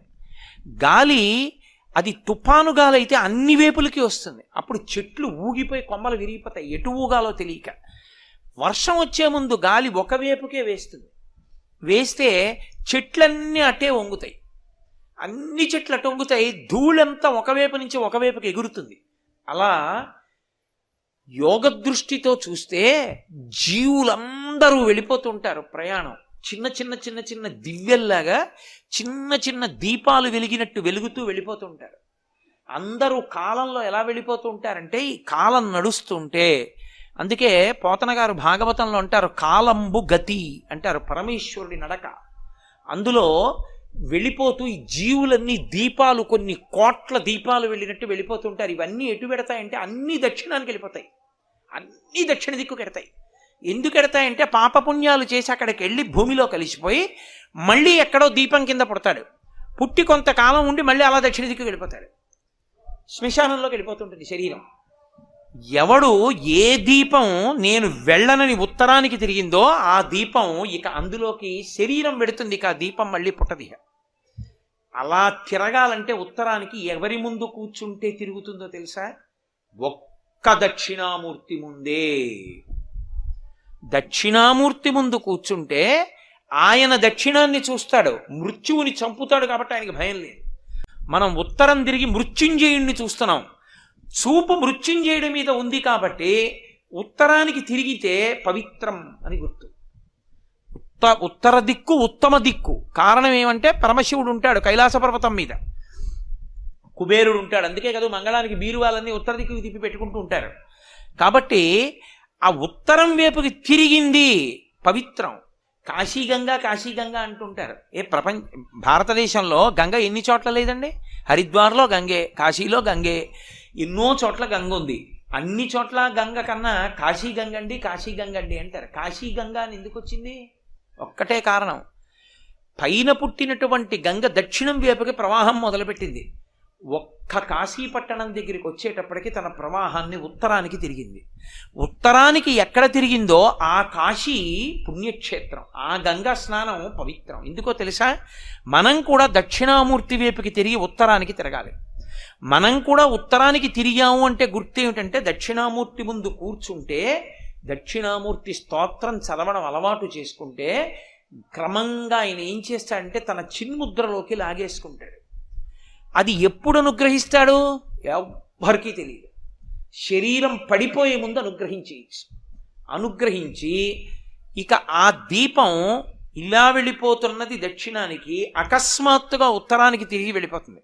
అన్ని దీపాలు ఇటెడితే ఆ ఒక్క దీపమే ఉత్తరానికి ఎడుతుంది. వెళ్ళి ఎక్కడికి వెళ్ళిపోతుంది? అది అన్నీ చివరికి వెళ్ళిపోతాయి శ్మశానానికి. ఇది ఆ చివరికి వెళ్ళిపోయి మృత్యుంజయ స్థానమునందు పరమశివుని యందు ఐక్యమైపోయింది కాబట్టి ఇక పుట్టదు. శరీరం వెళ్ళిపోతుంది శ్మశానానికి, జీవుడు పుట్టడు, బ్రహ్మముతో కలిసిపోతాడు. అలా చెయ్యగలిగింది ఎప్పుడంటే ఆయన దక్షిణాన్నే తప్ప ఇంకొక దిక్కు చూడట. అసలు దక్షిణామూర్తి ఉన్నారనుకోండి, ఆ దిక్కు ఏమిటండి అని మీరు అడగకూడదు ఇంకా. అందుకే శివాలయంలో గోడలో దక్షిణామూర్తి ఉన్నాడు అంటే అది దక్షిణము. దిక్కులు తెలియకపోతే దిగ్భ్రాంతి అంటారు. దిగ్భ్రాంతి ఎక్కడ వస్తుందో తెలుసా? ఇంకో ఊరిడితే వస్తుంది. నేను ఇంకో ఊరు ఎక్కడికన్నా వెళ్ళాను అనుకోండి, ఏ తెల్లవారకట్టో రైలు దిగితే నేను మొదట అడిగే ప్రశ్న ఏమిటంటే, ఆ ఊరు వాళ్ళని బాబు తూర్పు పెట్టని అడుగుతా నేను వెళ్ళిన ప్రదేశానికి. ఎందుకంటే తెల్లవారుజామున సంధ్యావందనం చేసుకోవడానికి దక్షిణానికి కూర్చుంటే అలా తప్పు, తూర్పు పెట్టో తెలుసుకోవాలి. అందుకని మర్నాడు తెల్లవారే వరకు చూస్తే అందుకని తూర్పు పెట్టండి అని అడుగుతుంటాను ఒకసారి. దిగ్భ్రాంతి. అదేంటంటే రామాయణం చెప్పడానికి వచ్చారు, మూకపంచది చెప్పడానికి వచ్చారు, మీకు పెద్ద విడిదిచ్చాను, తూర్పే తెలియదా అంటే నన్ను తెలియదంతే. దిగ్భ్రాంతి తెలియదు. శివాలయంలో దిగ్భ్రాంతి ఉండదు. ఎందుకు ఉండదో తెలుసా? 2 కారణాల వల్ల ఉండదు. ఒకటి, మీరు శివాలయంలోకి వెళ్ళినప్పుడు శివాలయంలో పానవట్టం ఎటుందో అది ఉత్తరం. శివుడి ముఖం ఎటు చూడనివ్వండి, పానవట్టం మాత్రం ఉత్తరానికే ఉంటుంది. దక్షిణామూర్తి గోడలో ఎటున్నారో అది దక్షిణం. మీకు ఉత్తరం దక్షిణం తెలిసిపోతే తూర్పు పడవరా తెలియవండి, తెలిసిపోతాయి. ఇంకా దిగ్భ్రాంతి ఒక దిక్కు తెలిస్తే చాలు 3 తెలుస్తాయి. కాబట్టి దిగ్భ్రాంతి పోతుంది, భ్రాంతి పోతుంది, మాయ పోతుంది. అందుకే నిధయే సర్వ విద్యానాం. ఏమండి ఇంతేనా, ఇంకేమివ్వడా అనుకోకండి. ఆయన నిధయే సర్వ విద్యానాం, సమస్త విద్యలు ఆయన యందే ఉంటాయి. నాట్యం కావాలా ఆయనే, వీణ కావాలా ఆయనే. అందుకే శ్రీశైలం ప్రారంభంలోనే వీణ వాయిస్తూ ఉంటారు. సంగీతం కావాలంటే ఆయనే, నృత్యం కావాలంటే ఆయనే, అపారమైన పండితుడు కావాలంటే ఆయనే, గొప్ప యోగి కావాలంటే ఆయనే. అసలు మీకు ఇంకా నేను గమ్మత్తు చెప్పాలంటే, పెళ్ళి కాక ముందు కానీ పెళ్ళైన తర్వాత కానీ ఎవరైనా ఆడదానికి రోజు దక్షిణామూర్తిని సేవించే లక్షణం ఉంటే ఆవిడ కడుపున జగద్గురువులు పుట్టినా ఆశ్చర్యం లేదు. శృంగేరి పీఠాధిపత్యం వహిస్తున్నటువంటి భారతీ తీర్థస్వామి వారు వాళ్ళ అమ్మగారి కడుపున ఎందుకు పుట్టారో తెలుసా? ఒకసారి నేను శృంగేరి వెళ్ళినప్పుడు హరిప్రసాద్ గారు నన్ను భారతీ తీర్థస్వామి వారి అమ్మగారి దగ్గరికి తీసుకెళ్లారు. ఆ మహాతల్లి ఎంత ప్రేమైకమూర్తో నిజంగా. ఆవిడ జగద్గురువులకు తల్లి. ఆవిడ నా క్యాసెట్లు వింటుంటారట. అంతకన్నా నా జన్మకి ఇంకేం కావాలి, సౌభాగ్యం. ఆవిడ నాతో మాట్లాడుతుంటే నేనన్నా, అమ్మ ఒక్క మాట చెప్పండి చాలు, జగద్గురువులు మీ కడుపున పుట్టారంటే ఏదో ఉంది పుణ్యం. మీకు తెలిసి ఏం చేశారమ్మా? ఇది కారణం బహుశా. అంటే శృంగేరికి పీఠాధిపత్యంలో కూర్చోవడం అంటే మాటలండి, అది సార్వభౌమ పీఠం. అపరశంకరాచార్యుల వారు నడిచే శారద మాటల. ఎలా, ఏ కారణానికి మీ కడుపున ఆయన పుట్టారని మీరు అనుకుంటున్నారమ్మా అన్నాను. అబ్బా నాన్న నాకేం తెలుసు నాన్న, నేనేం చేశాను నాన్న, అది ఇది అన్నారు. కాదమ్మా, మీకు తెలియకుండా ఉండదు, ఏదో ఉంది పుణ్యం. ఏ పుణ్యానికి మీకు అటువంటి కొడుకు పుట్టాడో దయచేసి నాకు చెప్పండి తల్లి అని అడిగాను. అడిగితే ఆవిడ నిజం చెప్పారు. నిజం చెప్పారంటే ఆవిడ అబద్ధం చెప్తారని నా ఉద్దేశ్యం కాదు, నాకు అవగతం చేశారు అని. ఆవిడ చెప్పారు, నాయనా నాకు తెలిసో తెలియకో నా చిన్నతనంలో మా నాన్నగారు కోటప్పకొండ ఎక్కేవారు రోజు దక్షిణామూర్తి దర్శనానికి. మా నాన్నగారితో పాటు పరిగెత్తుకుంటూ కోటప్పకొండ ఎక్కి దక్షిణామూర్తికి నమస్కారం పెట్టి వచ్చేదాన్ని. రోజు కోటప్పకొండెక్కి దక్షిణామూర్తికి నమస్కారం పెట్టిన పుణ్యానికి నా కడుపున భారతీ తీర్థస్వామి వారు పుట్టారు నాయనా అని చెప్పారు ఆవిడ. అసలు భారతీ తీర్థస్వామి వారు పుట్టిన జనన కారణం పుస్తకాలలో ఉన్నదానికన్నా నేను నమ్మే యథార్థ కారణం అదే. అందుకు పుట్టారాయన, అందుకొచ్చింది ఆ తేజస్సు ఆవిడ కడుపులోకి. కాబట్టి దక్షిణామూర్తి దర్శనం అంటే అంత గొప్పది. ఆయన దర్శనం చేస్తే సరస్వతీ కటాక్షం దగ్గర నుంచి లేనిదన్నది ఉండదు, ఇక ఏదైనా ఇచ్చేస్తాడు ఆయన. అంతటి పరబ్రహ్మం మీకేమివ్వలేదండి. ఇంకా లౌకికమైన కోర్కెల దగ్గర నుంచి మోక్షం వరకు ఇవ్వగలడు. కరతలామలకము, చేతిలో ఉసిరికై. అందుకే మహానుభావుడు నిధయే సర్వ విద్యానాం భిషజే భవరోగిణాం. ఆయన వైద్యుడు. ఎవరికి?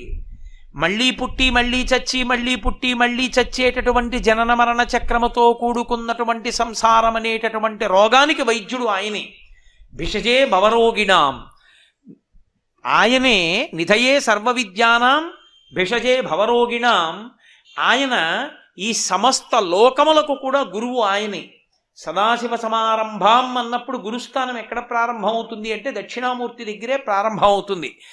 నేను ఇలా కూర్చుంటే వీళ్ళు నా దగ్గరికి రావట్లేదని ఆయనే చెట్టు కింద నుంచి లేచాడు. ఒకప్పుడు లేచి ముక్త్వా మౌనం బట విటపినో మూలతో నిష్పతంతి శంభోర్మూర్తిశ్చరతి భువనే శంకరాచార్య రూప.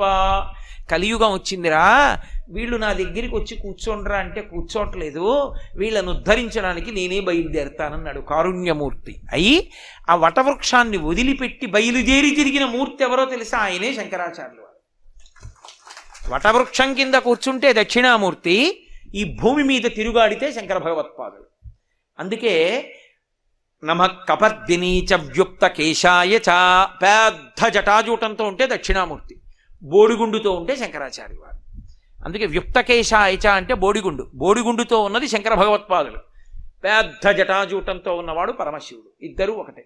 అందుకే రుద్రం అలా మాట్లాడుతుంది. కాబట్టి అటువంటి మహానుభావుడైనటువంటి దక్షిణామూర్తి ఏదైనా ఇవ్వగలరు. దక్షిణామూర్తి దేవాలయంలోకి, ధ్యాన మంటపంలోకి, దక్షిణామూర్తి దేవాలయం కన్నా దక్షిణామూర్తి ధ్యాన మంటపం గొప్పది. అందుకే మనం ధ్యాన మంటపంగా ప్రతిష్ఠ చేస్తున్నాం. ధ్యాన మంటపంలో ఏం చేయాలంటే, మీరు కళ్ళు విప్పి మీకు ఎదురుగుండా కనపడతాడు ఆయన. ఎదురుగుండా కనపడుతుంటాడు కాబట్టి మీరు బాగా కళ్ళు విప్పి ఆసనం వేసుకు కూర్చుని వెన్నుపాన్ని నిటారుగా పెట్టి ఒక్కసారి గుండ్రంగా ఆయన చుట్టూ తిరిగారనుకోండి చూపులతోటి. మొట్టమొదట మీరు ప్రారంభం చేసినప్పుడు కుడి పాదం కింద పెట్టి ఎడమ పాదం పైకెత్తి కుడి మోకాలు మీద ఆయన వేసుకుంటే, కుడి పాదం స్పష్టంగా కనపడుతుంటే, కుడి పాదం మీద పెట్టుకున్నటువంటి మంజీరం పాదం మీద కనపడుతుంటే, ఆ పాదం దాటి కొంచెం పైకి వెళ్ళినప్పుడు మోకాలుకి పాదానికి మధ్యలో మళ్ళీ ఒక ఆభరణం ఉండి దానికి ఒక చిరుగంట వేలాడుతుంటే, ఆ కాలి వెనక బలిష్టమైనటువంటి పిక్క కనపడుతుంటే, ఆయన కృష్ణాజినం కట్టుకుంటే మోకాలు కనపడుతుంటే, ఎడమ పాదం అరికాలు కనపడుతూ ఉంటుంది. కుడి పాదానికి అరికాలు కనపడదు, ఎందుకంటే నేల మీద ఉంటుంది. ఎడమ పాదానికి అరికాలు కనపడుతూ ఉంటుంది. మీరు ఎదురుగుండా కూర్చుని ప్రత్యేగాత్మ అంటారు, మీలోంచి మీరు విడడానికి ప్రయత్నం చేసే ముందు ఒక్కసారి ఆ పాదం వంక బాగా చూసి, ఆ బొటన వేలు, గోరు, పక్కన 4 వేళ్ళు, వాటి గోళ్ళు, ఆ కింద పెట్టినటువంటి కుడికాలు, ఇప్పుడు దాని మీద అడ్డంగా వేసుకున్నటువంటి వీరాసనంలో ఎడంకాలు, ఆ మోకాలు, ఆయన యొక్క కాలంతా కనపడుతూ, పాదం యువతల వైపుకి వస్తే అరికాలు కనపడుతుంది. అందుకే మీరు యువతల పక్కకి వెళ్ళి ఆయన పాదం వంక చూస్తే ఆయన అరికాలు కనపడి, అడుగు నుంచి దూదులు చిన్న చిన్న తిత్తులు కట్టినట్టుగా వేళ్ళు ఎంత అందంగా ఎర్రగా ఉంటాయో, బొటన వేలు దగ్గర నుంచి వేళ్ళు పెద్ద దూది ముద్దల, నందివర్ధనం మొగ్గల పెద్ద బొటనవేలు యొక్క అరికాలు, ఆ పక్కన కొంచెం ఆ బొటనవేలు కన్నా పొడవుగా ఉండి ఒక వేలు, దానికి ఉన్నటువంటి ఆ పైన ఉన్న తిత్తి లాంటి ఆ అరికాలి వేలు, ఆ పక్కన ఉన్న మిగిలిన 3 వేళ్ళు, ఆ చిటికిన వేలు, ఆ అరికాల్లో పాదం దగ్గర ఎత్తుగా దిండులో ఉన్నటువంటి పాదం, ఆ పాదం దగ్గరికి వెళ్ళేటప్పటికి వస్తున్న సౌరభం చూసి ఒక్కసారి ఆ పాదం మీద, కుడి పాదం నేల మీద ఉంది కదూ, దాని దగ్గరికి వెళ్ళి మీ తల ఆంచే ముందు 2 చేతులు నేల మీద పెట్టి మీ లలాటం తీసుకెళ్ళి ఆయన తల మీద పెట్టి అలా ఉంచితే, చల్లగా ఆయన పాదం తగులుతుంటే, ఆ పాదానికి మహర్షులు అలదినటువంటి గంధం మీ నాసాపుటములకు తగులుతుంటే, మీరు ఎదురుగుండా ఇలా తలెత్తి చూస్తే, ఇలా చిన్ముద్ర పట్టినటువంటి కుడి చెయ్యి కనపడితే, స్వామివారి 3 వేళ్ళు, అందులో గీతలు, అరిచెయ్యి, బొటన వేలు, చూపుడు వేలు ఇలా కలిస్తే, ఆయన పెట్టుకున్న ఉంగరాలు, అరిచెయ్యి దగ్గర నుంచి చూసి, ఆ మోకాలు, ఆయన వేసుకున్నటువంటి పాదం కనపడితే, ఆ పైకి ఇలా తలెత్తితే ఆయన పై చేతిలో పట్టుకున్న ఢమరుకం, ఆ ఢమరుకాన్ని చుట్టుకుని పైకి లేచినటువంటి పెద్ద సర్పం, అలా ఇంకొంచెం తల పైకెత్తేటప్పటికీ ఆ శుక్లపక్ష తదియనాటి చంద్రరేఖ కనపడితే, ఆ పైన పెద్ద జటాజూటం, ఎర్రటి జుత్తు అరుణ జటేశ్వరుడు అలా తిరిగి మళ్ళీ ఇలా తిప్పుతుంటే, కళ్ళు, ముక్కు, చిన్న చిరునవ్వు, కంఠం, 3 గీతలు, విశాలమైన వక్షస్థలం,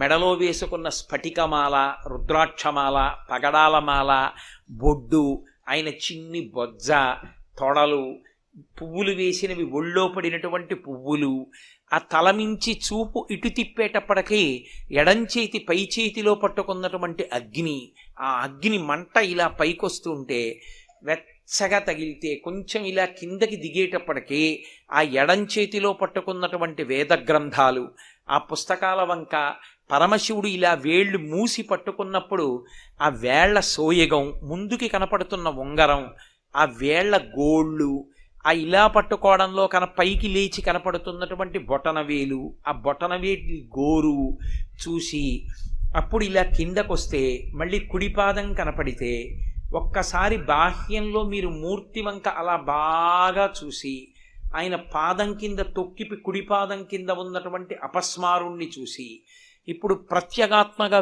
మీరు వేరవుతూ కన్నులు మూసుకుని, ఇప్పుడు నేనేం ఎదురుగుండా దక్షిణామూర్తి విగ్రహం పెట్టుకు చెప్పానా, ప్రత్యేగాత్మగా విడి ఆ ధ్యాన మంటపంలో మీరు కూర్చుని, మీకు అవకాశాన్ని ఇస్తుంది ధ్యాన మంటపం.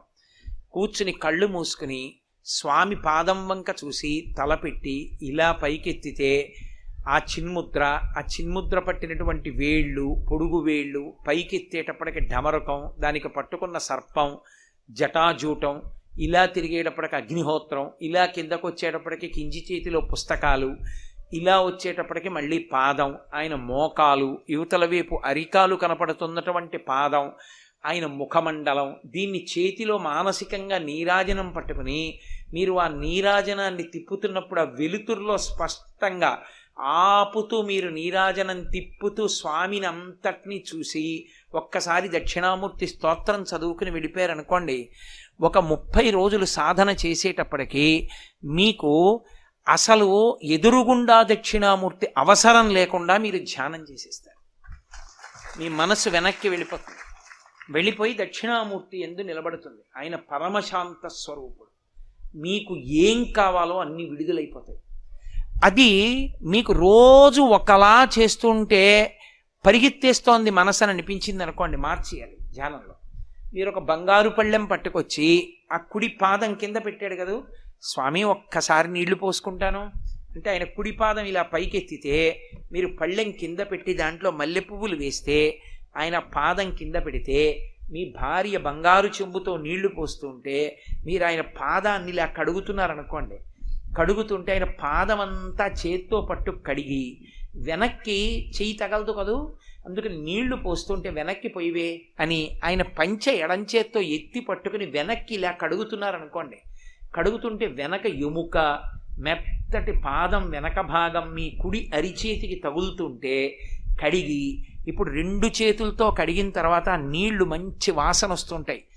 ఉద్ధరిణితో ఆ నీళ్లు తీసుకుని ఇలా కుడి చేతిలో పోసుకొని 3 మాటలు పుచ్చుకుని ఆ చెయ్యి కడుక్కొని పళ్ళెం తీసి పక్కన పెట్టి మళ్ళీ కింద పెట్టిన పాదాన్ని పొడి బట్టతో మెత్తటి బట్టతో తుడిచి భార్యని గంధం ఇమ్మని ఆ గంధపాత్ర తీసుకుని ముద్ద ఇలా తీసి చేతిలో ఇలా అని ఆయన పాదానికి చక్కగా గంధం రాశారనుకోండి, అది ఆరిపోయాక ఇలా పారాణి పెట్టి పైన 2 గీతలు పెట్టి మధ్యలో చుక్క పెట్టి కాసిని మల్లెపూలు ఓం నిధనపతయే నమః ఓం నిధనపతాంతికాయ నమః అని మీరు వేస్తుంటే ఆ మల్లెపువ్వు ఆయన పాదం మీద పడి పల్లం వైపుకు దొల్లిపోతోంది అనుకోండి, 1 2 పూలు నిలబడ్డాయి అనుకోండి, ఒక పువ్వు తీసి కళ్ళకద్దుకొని తలలో పెట్టుకుని వంగి ఆయన పాదానికి నమస్కారం చేశారనుకోండి, రోజు ఒకలా చేస్తే పరిగెడుతోందో అనుకున్న మనస్సుని 2వ రోజు మార్చేశారు. 1 నెల తర్వాత ఇంకో ప్రక్రియలోకి వెళ్ళిపోయారు.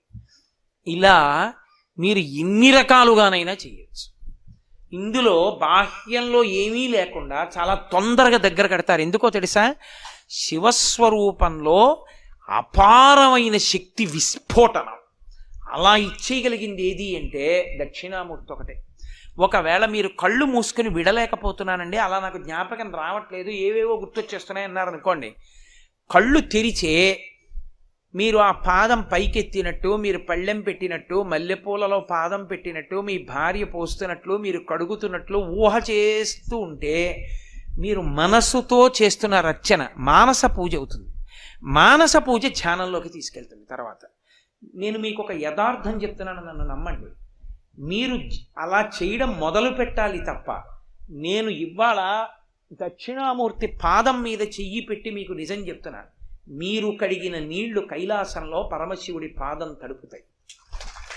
ఒక్కసారి ధ్యానం చాలు జీవితాన్ని గట్టెక్కించేస్తుంది. అంత గొప్పది.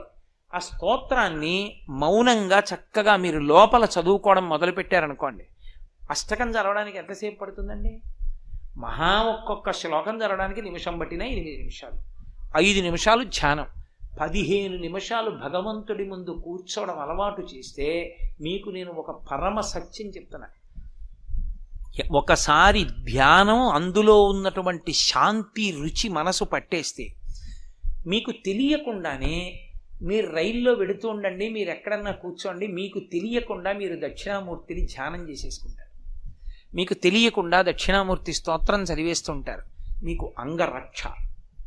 అది అలా వెనక్కి వెళ్ళిపోతే మీకు ప్రశాంతంగా ఉండడం అలవాటు అయిపోయింది అనుకోండి.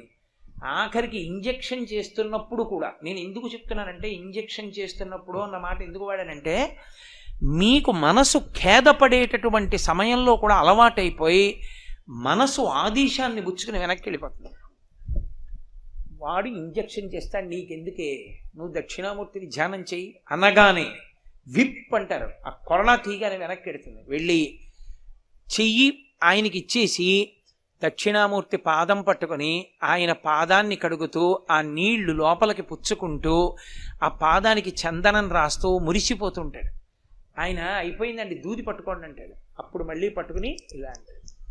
నేను ఎందుకు చెప్పానంటే, ఒక సూది పట్టుకుని చేతిలో పొడుస్తున్నప్పుడు కూడా వెళ్ళిపోవడం అలవాటు అయిపోయింది అనుకోండి, ప్రాణోత్క్రమణ సమయంలో బాధ కలుగుతున్నప్పుడు కూడా వెళ్ళిపోవడానికి అది అలవాటు వెళ్ళిపోతుంది. ఏ బాధ ఉండదు. ఎవరో వచ్చి ఎదురుగుండా మాట్లాడుతున్నారు, చిరాగ్గా ఉంది, వినాలని లేదు, ఆయన అదే మాట్లాడుతున్నాడు, వెళ్ళిపోండి అని చెప్పడం కుదరదు. చాలా తేలిక మార్గం ఏమిటో తెలుసా?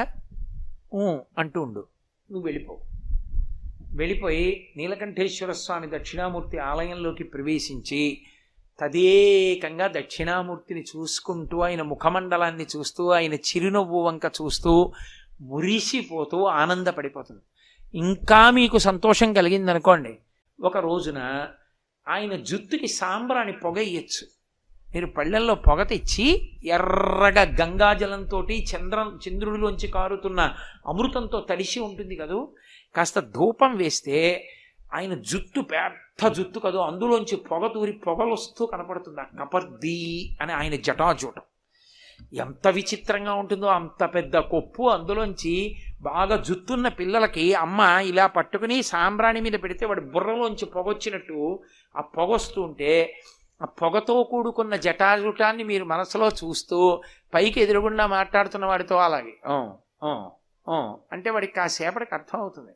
ఏదో అని ఏం చేద్దామని అంటాడు, అలా కాదు ఏం చేద్దామంటారు.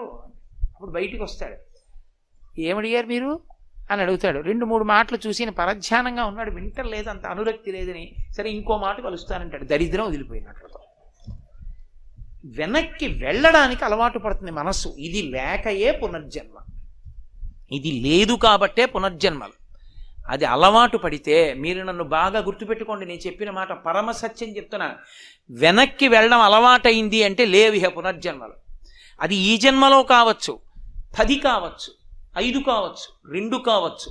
దక్షిణామూర్తి ధ్యానం మొదలు పెడితే ఈ జన్మలోనే తరించచ్చు, అథవా వచ్చే జన్మలో మహావిద్వాంసుడు పరమ భక్తి తత్పరుడైనటువంటి గురువు లభించి ఆ గురువు యొక్క అనుగ్రహంతో ప్రారంభం నుంచే సాధన అలవాటైపోయి తరించిపోతాడు. తప్ప కోట్ల జన్మలు హీన జన్మల్లోకి వెళ్ళవలసిన అవసరం ఉండదు. పాపరాశి దగ్ధమైపోతుంది. అంత గొప్ప స్వరూపం. ఆయన ఏమీ చెయ్యక్కర్లేదు, ధ్యానం కూడా అక్కర్లా. ఆయన వంక ఓసారి అలా చూస్తూ కూర్చుంటే చాలు, తరించిపోతారు. అంత గొప్ప స్వరూపం. శాస్త్రంలో ఏం చెప్తారంటే, చాలా చాలా గొప్పగా ధ్యానానికి అనువైనటువంటి ఏకైక స్వరూపము మొట్టమొదటిది దక్షిణామూర్తియే. దాని తర్వాతే ఏదైనా. ఎందుకో తెలుసా? ధ్యానం చేస్తే మీకు జ్ఞానం ఇచ్చే స్వరూపాలు కొన్ని ఉన్నాయి. కృష్ణ భగవానుడు ధ్యానమునందు అనుగ్రహిస్తాడు. కానీ త్రిభంగిగా ఆయన నిలబడితే ఒక్క సన్యాసి మాత్రమే ధ్యానం చేయాలి. అలా ఒక్క కృష్ణుణ్ణే చెయ్యాలనుకోండి, సన్యాసే చెయ్యాలి. ఆవుల మందలతో కూడుకున్న కృష్ణుణ్ణి చెయ్యాలి, అథవా ఒక ఆవు ఆయన అరికాలు నాకుతున్న రూపాన్ని ధ్యానం చేయాలి. త్రిభంగిగా ఉన్నప్పుడు. అప్పుడు ఒక్కొక్కడికి ఒక్కొక్క అనుమానం వస్తుంది. ఎప్పుడో ఓసారి కొమ్మి సిరింది ఏదో ఆవు వీడి మీద, అది పొడుస్తుందేమో, అసలు నిలబడదు ధ్యానం. మీకు దక్షిణామూర్తి దగ్గర అలా ఏమీ ఉండదు. అందుకే దక్షిణామూర్తి గొప్పతనం ఏమిటంటే దాని శక్తి అది. కాబట్టి తెలిసి చూసినా తెలియక చూసినా అనుగ్రహించేస్తుంది. మంచి దక్షిణామూర్తి ఇంట్లో ఉందనుకోండి ఎదురుగుండా, పిల్లలు కూడా కొంతకాలం తర్వాత దాన్ని చూస్తారు. నేను వ్యక్తిగత విషయాలు చెప్పడానికి ఇష్టపడిన, కానీ మీతో ఒక యథార్థం చెప్తున్నా. అసలు నాకు శంకరాచార్యుల వారి పట్ల భక్తి కలగడానికి కారణం ఏమిటో తెలుసా? నాకు ఎవ్వరూ శంకరాచార్యుల వారిని నువ్వు భక్తితో సేవించు అని చెప్పిన వాళ్ళు ఎవరూ లేరు. నాకు ఎందుకు కలిగింది అంటే, మా పెద్దనాన్నగారి ఇంట్లో శంకరాచార్యుల వారు ఛత్రపతి శివాజీ ఫోటోలు ఉండేవి పెద్దవి. నాకు ఆ మెట్టు దగ్గర కూర్చుంటే మా పెద్దనాన్నగారు అంటే ఎంతో గౌరవం. మహానుభావుడు, ఆ మహాశాంతమూర్తి, అంతటి ఉపాసకుడైన ఆయన ఎప్పుడూ ఏదో అనుష్ఠానం ఏవో చదువుకుంటూ తిరుగుతుండేవారు. ఎంత ప్రేమగా పలకరించేవారో. పెద్దనాన్నగారు పలకరిస్తారు పూజామందిరం బయట కూర్చుంటే అని ఆయన అంత ప్రేమతో చూసి పలకరించాలని కూర్చునేవాళ్ళం అక్కడ. పెద్దనాన్నగారు గంట కొడితే పూజ అయిపోయింది, బయటికి వస్తే మళ్ళీ లోపలికి వెళ్ళి ఆయన ద్రాక్ష పళ్ళలో ఏవో పట్టుకొచ్చి మాకు చేతిలో పెట్టేవారు. నాకు ఇప్పటికీ గుర్తు. పెట్టి పెద్ద పెద్ద అరిచేతులు పెట్టి, ఏరా నాన్న బాగా చదువుకుంటున్నావా, ఏం చూస్తున్నావు అనేవారు తప్ప ఏరా అనడం కానీ గట్టిగా మాట్లాడడం కానీ నిందించడం కానీ నేను ఇప్పుడు ఎరగను. అటువంటి ఆయన ఎదురుగుండా శంకర్లు ఉండేవారు. ఏమిటి ఆ పులిబొమ్మ ఏమిటి, ఆ చర్మం ఏమిటి, ఆయన ఏమిటి, ఆ కళ్ళు ఏమిటి, ఎంత బాగుంటారో, ఎవరైనా ఎక్కడుంటారీనా అనిపించేది. మా పెద్దనాన్నగారిని ఓసారి అడిగా, ఎవరండి పెద్దనాన్నగారండి ఆయన అన్నాను. అంటే ఆయన అన్నారు, ఆయన ఎవరో చెప్పాలి అంటే ఆయనే చెప్పాలి, నువ్వు ఆయన్ని చూస్తూ ఉండు చాలన్నారు. ఆయన్నే చూస్తూ ఉండేవాడిని. బహుశా ఆ పుణ్యమే శంకరాచార్యుల వారి గురించి చెప్పగలిగిన అదృష్టాన్ని నాకు కట్టబెట్టింది. దక్షిణామూర్తి కూడా అంతే. మీ పిల్లలు రోజు వెళ్ళి దక్షిణామూర్తి ముందు ఒక్క 2 నిమిషాలు కూర్చుని మాట్లాడకుండా మౌనంగా ఇన్ని చూసి వెళ్ళిపోవడం అలవాటు చేసుకున్నారనుకోండి, జీవితంలో ఒక కీలకమైన మలుపులో ఆయన ఆదుకుంటాడు, ఆదుకుని గట్టెక్కించేస్తాడు. దక్షిణామూర్తే. శైవాగమంలో ఇక అటువంటి మూర్తి లేదు. అంత గొప్ప మూర్తి. స్త్రీలు, పురుషులు, పిల్లలు అందరికీ అనువైన మూర్తి ఒక్క దక్షిణామూర్తియే. అటువంటి మహానుభావుడికి అధివాసాలు జరుగుతున్నాయంటే తేజస్సుని పుంజుకుంటున్నాడు. ఒక పక్క తేజస్సు పుంజుకుంటాడు, రెండవ పక్క దోషాలని వదిలిపెడతాడు. దోషం ఎక్కడిది? ఆయన మీదే కూర్చుని చెక్కుతారు ఉలిపెట్టి. ఆ ఉలిపెట్టి కొట్టిన దెబ్బలు, చెక్కినటువంటి దెబ్బలు, శిల్పి ఎక్కి కూర్చున్నప్పుడు పాదతాడనము, ఆయన్ని తీసుకొచ్చినప్పుడు, ఆయన్ని క్రేన్తో పట్టుకున్నప్పుడు ఈ దోషాలన్నీ పోగొట్టి సంపూర్ణ తేజస్సిద్ధ్యర్థం ప్రాణ శక్తి ఆయన యందు నిలబడడానికి అధివాసం చేస్తారు. ఆ మంత్ర శబ్దం యొక్క శక్తి ఆ పదార్థంలోకి వెడుతుంది. ఆ పదార్థమునందు ఆయన అధివసించి ఉంటే అందులోంచి మూర్తి లాక్కుంటాడు. లాక్కుని అమ్మ కడుపులో పిల్లాడు ఏర్పడినట్టు ఏర్పడతాడు. ఇవాళ మహానుభావుడు జలాధివాసం చేశాడు. పొద్దున్న మంత్రపురస్సరంగా నీళ్లు పోశారు, తొట్లో ఉన్నాడు. ఇప్పుడు క్షీరాధివాసం చేయిస్తారు. శైవంలో ఆవు పాలతో శివుడు తడుస్తుండగా చూడడం అంటే మహద్భాగ్యం. జ్ఞానమంతా ఆవుపాలి. అందున దక్షిణామూర్తికి క్షీరాధివాసం జరగడం అంటే పరమాద్భుతం అన్నమాట. అది జన్మాంతరాల్లో తప్ప దొరకదు, అది అవకాశం కలగదలా. ఇది యథార్థానికి ఇవాళ సాయంకాలం అయిపోవాలి అగ్ని ప్రతిష్టాపన తర్వాత. మనకొచ్చినటువంటి వైదిక బృందం పరమ నిష్ణాతులు, మహానుభావుడు. ఆయన ఎన్ని ప్రతిష్టలో చేసిన వ్యక్తి రామంగారు. అన్నిటినీ మించి చాలా భక్తి, చాలా వినయం ఉన్న వ్యక్తి. వారితో నేను ఒక మాట అన్నా, ఏమండి దక్షిణామూర్తి క్షీరాధివాసం అంటే అందరూ చూడలేరు కదా అన్ని వేళలా, ఉపన్యాసం అయిపోయాక చేస్తే పాపం అందరూ వచ్చి చూస్తారండి, చూసి తరిస్తారు, అందుకని ఉపన్యాసం అయిపోయే వరకు దాన్ని అట్టే పెట్టండి, అప్పుడు క్షీరాధివాసం చేయిద్దామన్నాను. కాబట్టి మీ అందరూ కూడా ఈ అవకాశాన్ని సద్వినియోగం చేసుకుని, నేను అందుకే వాచి చూసుకుని ఇవాళ తొందరగా ఉపన్యాసాన్ని పూర్తి చేస్తున్నాను. మనందరం ఇప్పుడు బయలుదేరి అక్కడికి వెడితే చక్కగా ఆ క్షీరాధివాసాన్ని చూద్దురు గాని, అది చూసి బయలుదేరిదాం. రేపటి రోజున పుష్పాధివాసమా ధాన్యాధివాసమా? ధాన్యాధివాసం పుష్పాధివాసం రేపటి రోజున. కాబట్టి మీరు రేపు కూడా పువ్వులు తేగలిగిన వాళ్ళు ఎవరైనా ఉంటే పువ్వులు తెచ్చి ఇవ్వండి, ధాన్యం ఇవ్వగలిగిన వాళ్ళు ఉంటే ధాన్యం తెచ్చి ఇవ్వండి. అందులో పరమేశ్వరుణ్ణి అధివాసం చేయిస్తారు. కాబట్టి ఇవాళ ఉపన్యాసం అయిపోయాక కూడా చదువుదాం స్తోత్రం అన్నాను. స్తోత్రం అంతా చదివినటువంటి ఫలితానికి ఒక్క శ్లోకాన్ని చదివి పూర్తి చేయాలి. నేను ఎందుకు చదివించట్లేదంటే మీకు బాగా వచ్చేసింది అనుకుంటున్నాను నేను, ఇంకా మళ్ళీ చదివించడం ఎందుకు అని చదివించట్లేదు. లేదు ఇంకొక మాట చదవాలని కోరుకుందా? మీరు ఇంటి దగ్గర సాధన చేయగలరు కాబట్టి ఒక్క శ్లోకం చెప్తాను, ఆ ఒక్క శ్లోకం చెప్పండి, మిగిలింది ఇంటి దగ్గర రేపటి నుంచి అలాగో దక్షిణామూర్తి ముందు కూర్చుని సాధన చెయ్యొచ్చు. మౌన వ్యాఖ్యా ప్రకటిత పరబ్రహ్మతత్వం యువానం వర్షిష్టాంతే వసదృషిగణైరావృతం బ్రహ్మనిష్టై ఆచార్యేంద్రం కరకలిత చిన్ముద్రమానందరూపం స్వాత్మారామం ముదితవదనం దక్షిణామూర్తిమీడే. మంగళాశాసనపరైః మదాచార్య పురోగమైః సర్వైశ్చ పూర్వైరాచార్యైః సత్కృతాయాస్తు మంగళం. మంగళం కోసలేంద్రాయ మహనీయ గుణాత్మనే చక్రవర్తి తనూజాయ సర్వభౌమాయ మంగళం. ఉమాకాంతాయ కాంతాయ కామితార్థప్రదాయినే శ్రీగిరీశాయ దేవాయ మలినాథాయ మంగళం. సర్వం శ్రీ ఉమామహేశ్వర పరబ్రహ్మార్పణమస్తు. స్వస్తి.